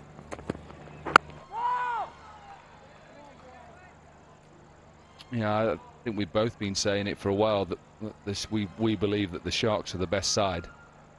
Just you look at their team and their lineup, their setup, well balanced with batting and bowling. I think they have the best opening partnership bowling wise in Mohammed Ismail, Mohammed Shoaib as well. Throw in Arafat Minas, Momin Kamar with his left arm wrist spin, Saad Masood. Nice shot. This will be another boundary. So the Sharks want to finish this quickly. Quite a mature innings from him. Now he's showing all his range. When Luke Benkenstein keeps saying the fact, just use of feet and slaps it down. When he had a set partner, he was just rotating the strike. Now he's set, he's taking the bowlers on. Excellent batting. I tell you, will be happy as well. Viv Richards, he's enjoyed his time working with the team. Yeah, that's good. Really good, that. Just don't give them any opportunity. Couple of boundaries, get off strike. There he is. He is loving his time. Talking to players, you know, just think. Just think you're speaking to an absolute legend, Viv Richards. And the kind of attention he gives. whether you meet him on the field or off the field, the kind of attention he gives, he listens. He loves cricket. Great man. Great player, I can tell you that. Wow, just look at his stats. One of the best. Great leader too. 15 overs gone, 124 for 2.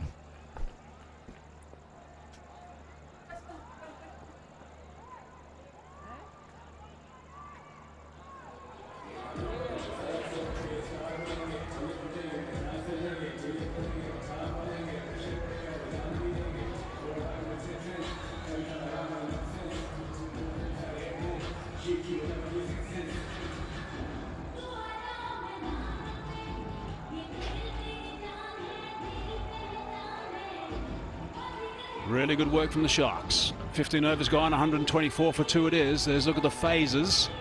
And they were pretty tight in the first one, just losing the 1 wicket. And importantly, just losing the 1 and 7 for 15 as well.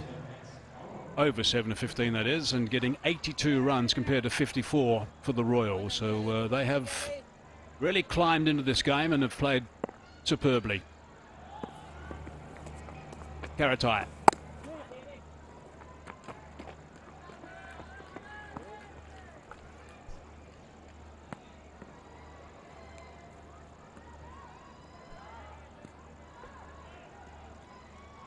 So the Sharks sitting pretty at the moment. They need 15 and 29 balls and 8 wickets in hand. Screams of catch it. Not quite. And back for the second.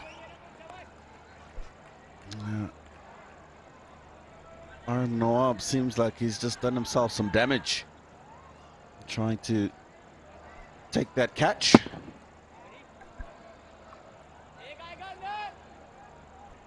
Let's see if he hits his hand as well as he grabs again. No, it's...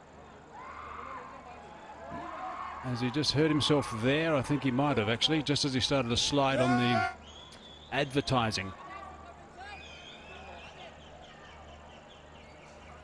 I think that's his problem right there. Just he has a bit of look at his left it looks hand. like. Yeah, it was on the edge of that advertising mat. Hopefully it won't be anything too hectic to have to deal with. He's been a busy man with fingers this evening. Team physio, I think. Righto, 13 to get now. There's another sideliner. Finger issues. The youngster. Tayyab Arif. Hoping they're going to be both fine for the next game. Played that from the crease eventually. I think he was undone by the length in that delivery.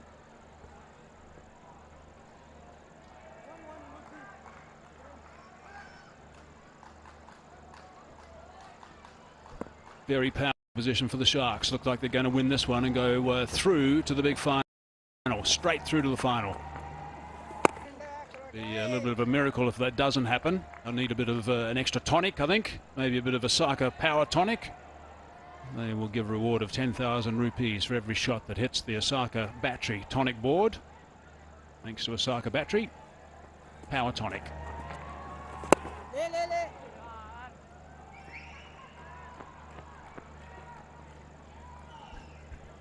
Yeah, they've been good about how they've gone about this chase. Sharks.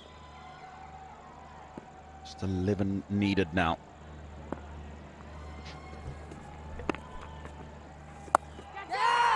Screams of catch it again. Only the 1 though. 6 off the over, 16 gone, 130 for 2.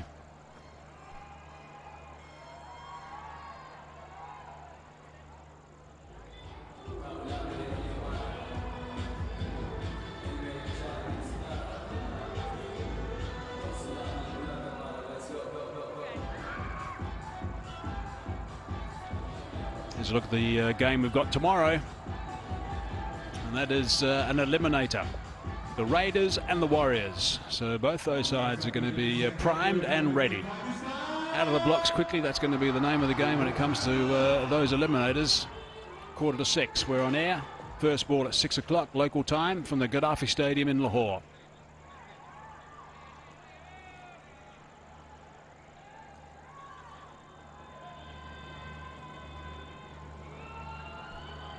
Mohammad Zishan.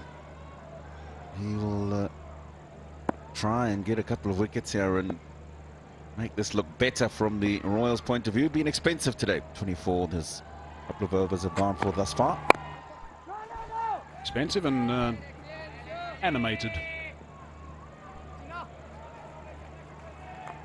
Benkenstein's been the star of the show by some distance today. I thought he played superbly with that 71 off 37.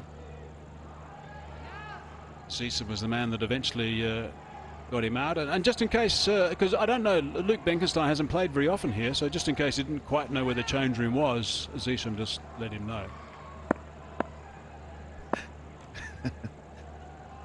Yeah, characters showing already of these young cricketers.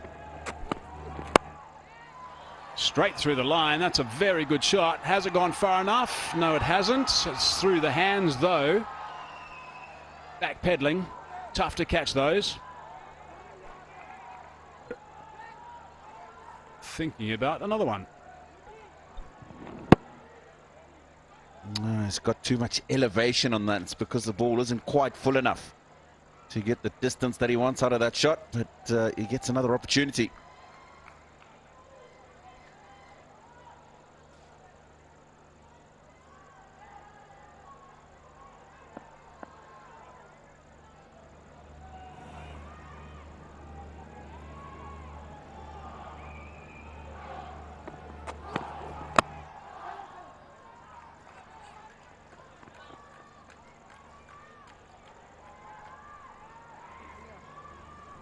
You're talking about Benkenstein and being the star of the show. I think Zulkifil has supported the team pretty well as well. 46 he's on to now, and 40 on their way to the final of the inaugural Pakistan Junior League. Those men, they really have been playing some exciting cricket. Chipping that straight to mid-wicket. Just some further information about Benkenstein. 8 4s and 3 6s in that knock, so not a great deal of running. Really was a magnificent knock. 74 in his last knock as well. Looking pretty relaxed at the moment, that's for sure.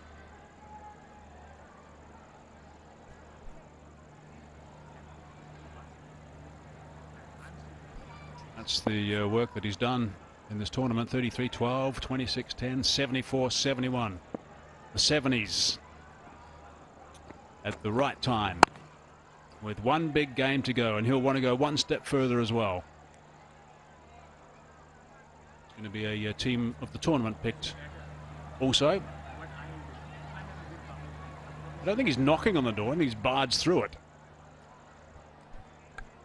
No, I think he'll be on the list of most commentators, if not all. Well, you and I haven't been agreeing. We've agreed on like 2 out of the whole lot so far, haven't we? And he's one of those 2, right? Yeah, no, he's been outstanding.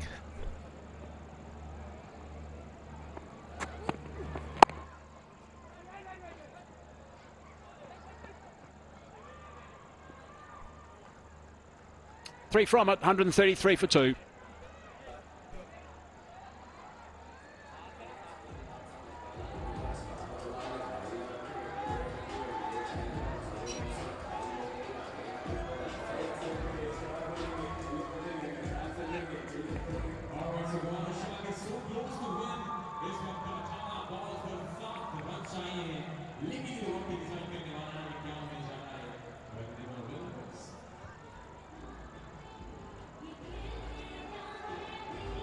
Skipper with some running repairs.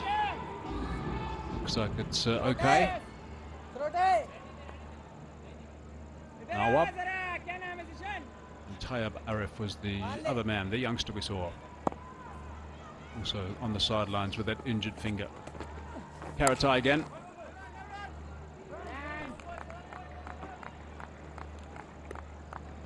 They just need 7 runs now. 7 runs before the celebrations begin. They've hit their straps at the right time. Bit of a hiccup the game before the last one. Since then, they've been really good.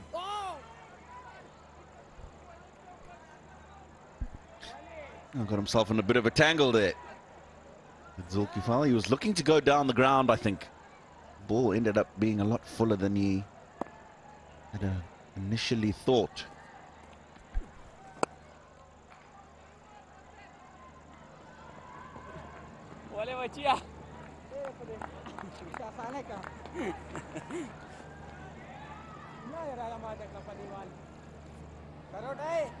The ball and the batsman of the non-strikers then having a bit of fun, I think, after that shot.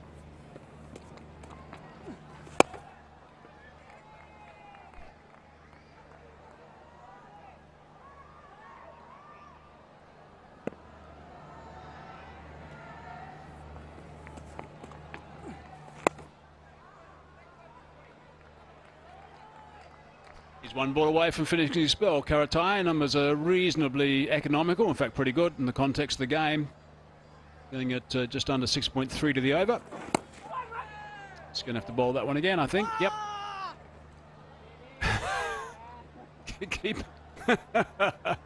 The keeper gave a bigger pill then just to try and distract the umpire about 3 seconds after he called wide.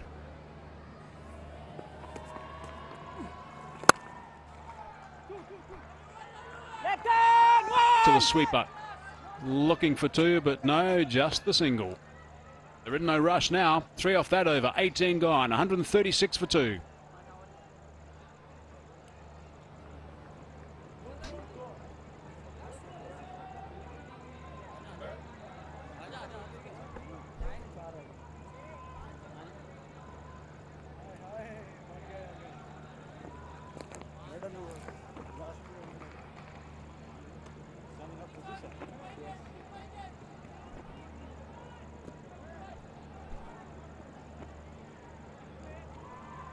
This partnership, 41 off 44 balls. They've been in control of the Sharks today. 4 they needed. Possibly just the 1 shot. 2 overs remaining.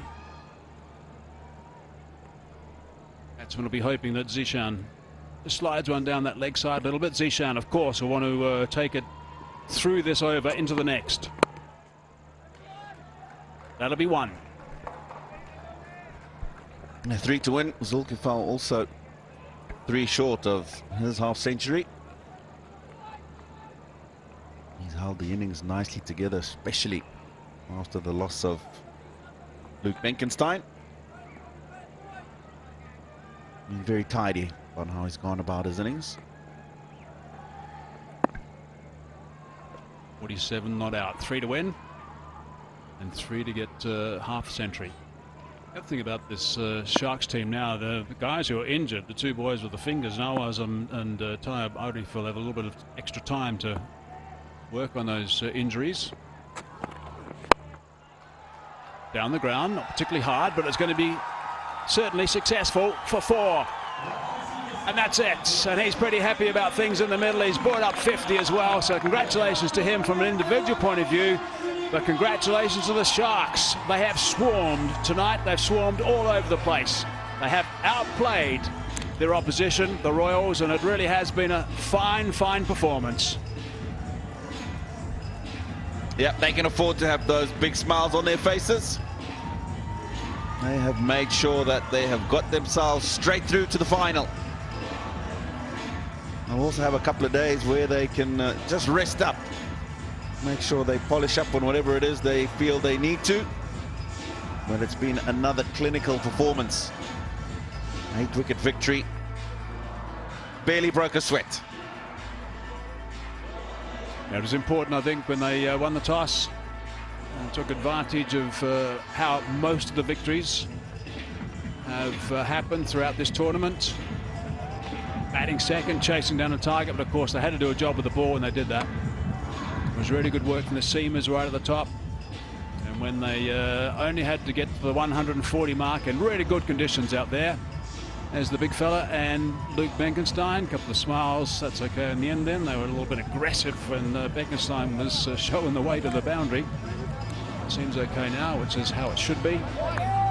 But really good work from the Sharks. Big smiles from them. And the Royals are going to be a little disappointed. Yeah, they will be. Of course, they'll have another opportunity to try and get themselves to the final.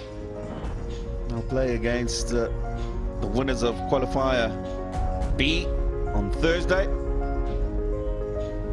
But congratulations to him, because he's batted extremely well this evening. Got himself a half century, took the team over the line. Captain's happy, change room's happy.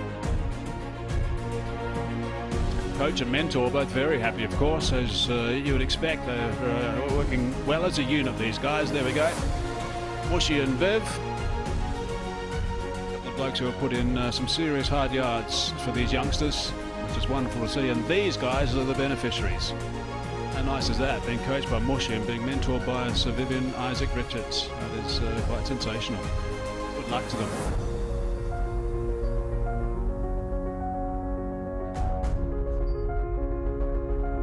Yeah, they fully deserve going through to the final. I think they've played the best cricket throughout this competition. And that's confirmation that they go straight through to the final. The Bahawalpur Royals will have an opportunity to play against those that are playing in the eliminator tomorrow.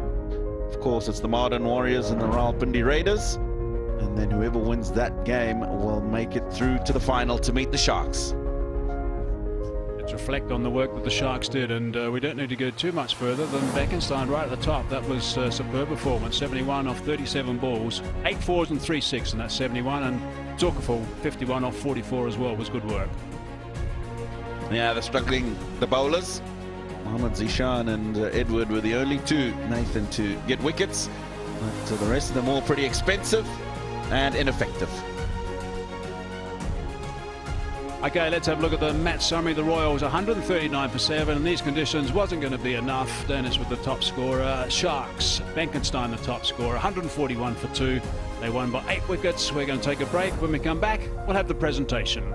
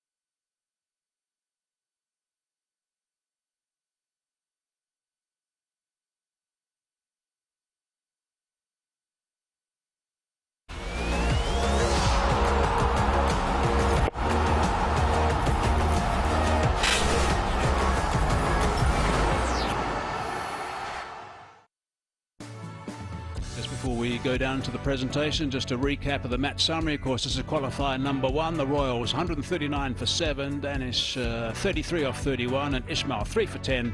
And for the Sharks, 141 for 2. Benkenstein 71 off 37. And the Sharks won by 8 wickets. Right, let's go downstairs to Secunda for the presentation. Thank you, Hazy, and welcome to the post-match presentation of Qualifier 1. We have the first team who has qualified for the PJL final, and that is Gwadar Sharks, winning this one comprehensively by 8 wickets. Congratulations to them.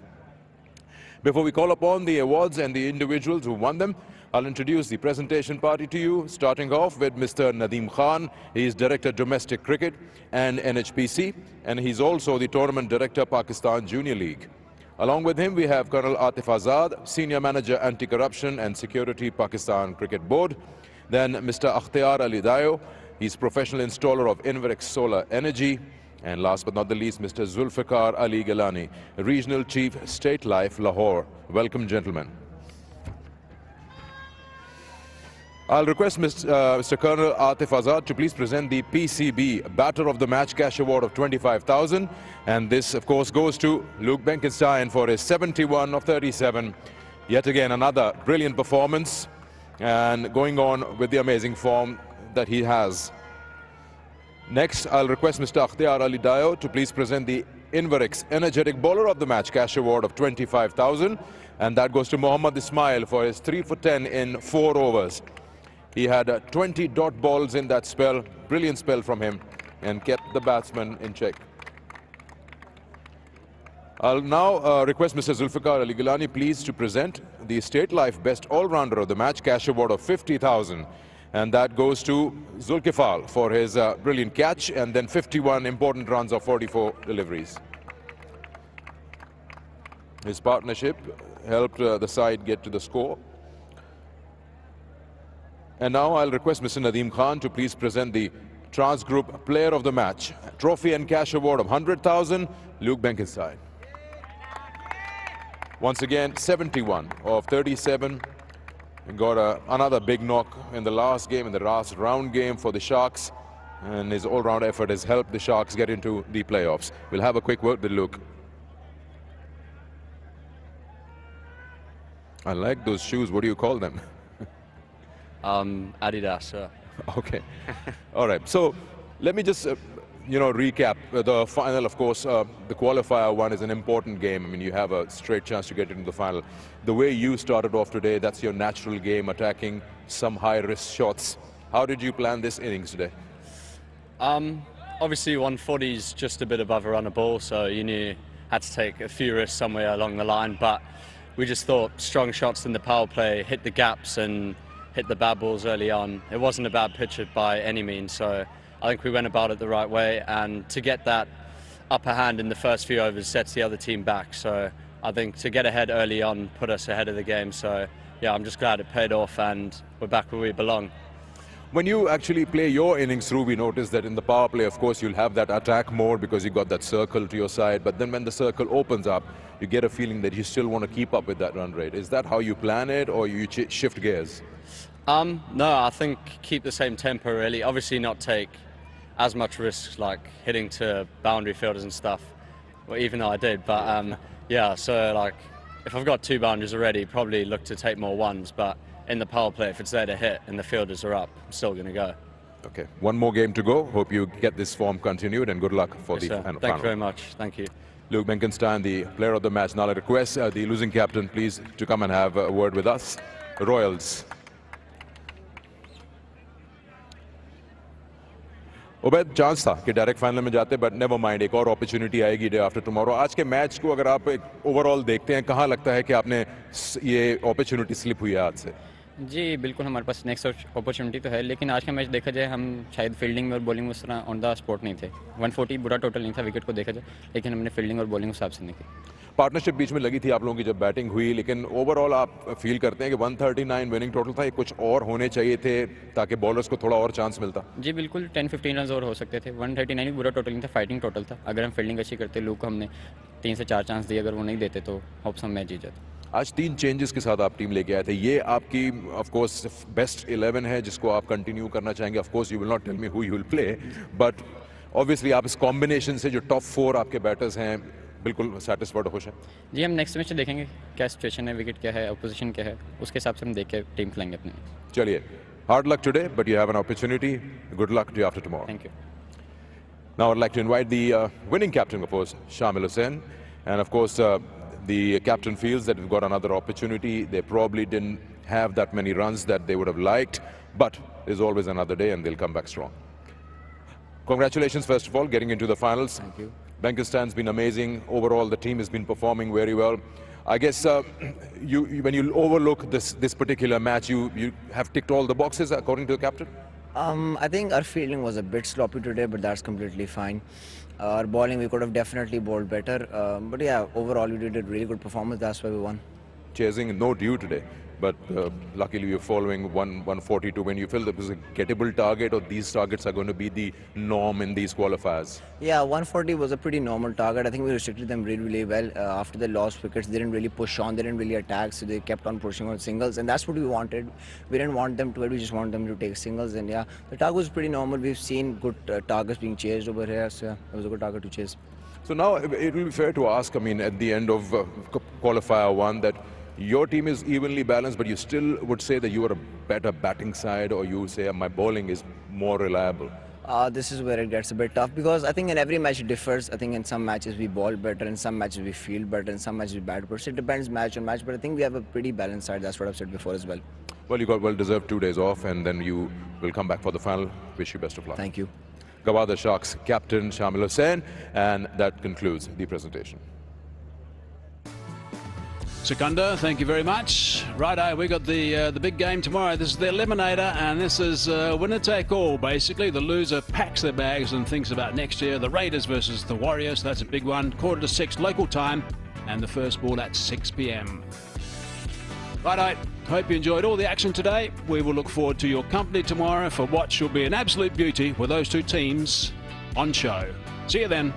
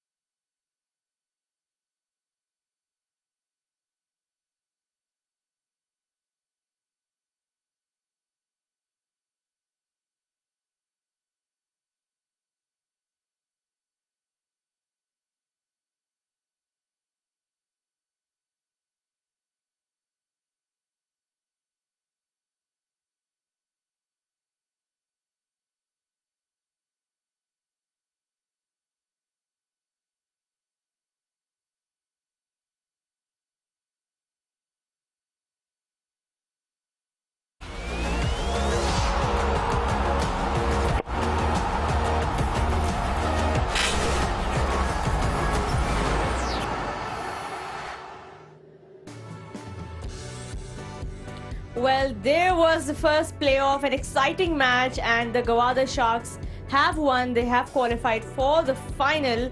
They were good with the ball. Ismail, a great spell there, 3 wickets for 10 runs only, and then with the bat as well, they were brilliant. Benkenstein and Zulkifal both played an important knock, and now Gwadar Sharks are through to the finals.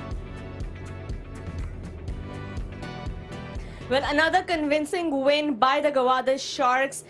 They have swam their way into the finals of the PJL. Let's speak to Sana and Tino and sort of see what they think. Sana, you picked out Sharks earlier today. They are in the finals now. You must be happy. Surveyor is also happy. I'm very happy because it's 1 up between me and Tino. That makes me the happiest. I didn't know there was a competition going on between us two. It's just started. I think it was well set up by Mohammad Ismail at the top of with the bowling. I think he was brilliant with the ball. A seamer getting all 3 top order batters out. I think that was a brilliant display of fast bowling, and he has been very consistent. The best part, I think, this was a beautiful delivery. Then the big wicket of Basit Ali, we know how dangerous he can be, and then the wicket of another player. Yeah, he has been impressive throughout PJL, especially with those dot balls. He has the best percentage of dot balls, and even tonight we saw he was very restrictive. Yeah, so with the bowling, he was like 4 overs, 10 runs with 3 wickets, 2 of the top order batters, 1 run out also he's got. But I think it's a brilliant display of his bowling. He has been very consistent with lines and lengths and very economical. But today he got important wickets as well, so really happy for him. You know, let's talk about that chase. Benkenstein, you know, before the match, we talked about the usual suspects, and he definitely was up there. He was, and he's in good form. He played fantastically well. Exactly what you want from the top order. They lost the captain early, but he took advantage of the conditions, and he played really nicely, I thought. He exploited the outfield when the restrictions were still on. Played a lot more strokes, I think, today on the leg side than we've normally seen him. He normally likes to go through and over the offside. But I do have a concern, and that concern is he doesn't take the team across the line. Look at some of the scores he's had: 33 and 25, 26 and 20, 74 and 46 the game before, 71 again today and 37. So, I mean, he had to get a half century later on from Zulkifal to get the team over the line. That's my only concern, is that he needs to make sure that when he's in, he takes the team over the line, because there is one more game to play. He's the man in form, and he needs to make sure he bats longer. He definitely is the man in form. You know, we saw today as well, he likes the leg side, he likes boundaries, and he likes Adidas. That's another thing about Luke Benkenstein. Now let's move on to what to expect from the rest of the week at the PJL, the playoff tree. So that's where we are, Sana, right now. We're done with the first playoff, and now the Sharks are going to be resting for the next 2 days till they play that final. They have just qualified for the final. You see the Sharks already in the final. Now they'll wait. Whoever wins the eliminator between Rawalpindi and Mardan Warriors come and play the Bahawalpur qualifiers and qualifier 2. Then whoever wins from there will join the Sharks in the final. Right, let's see what tomorrow we have in store. Another very exciting game. 2 very balanced teams, the Rawalpindi Raiders and the Mardan Warriors. This will be an exciting one because now the playoffs are just warming up. We have our first finalist already. So the Pakistan Junior League action has just gotten more exciting. Don't forget to join us tomorrow as we take a look at the other 2 teams who are in the top 4. Thank you, Sana and Tino, for joining me. I'll see you guys tomorrow. I will see you all tomorrow as well. Do not forget to tune into Pakistan Junior League. Till then, it's a goodbye.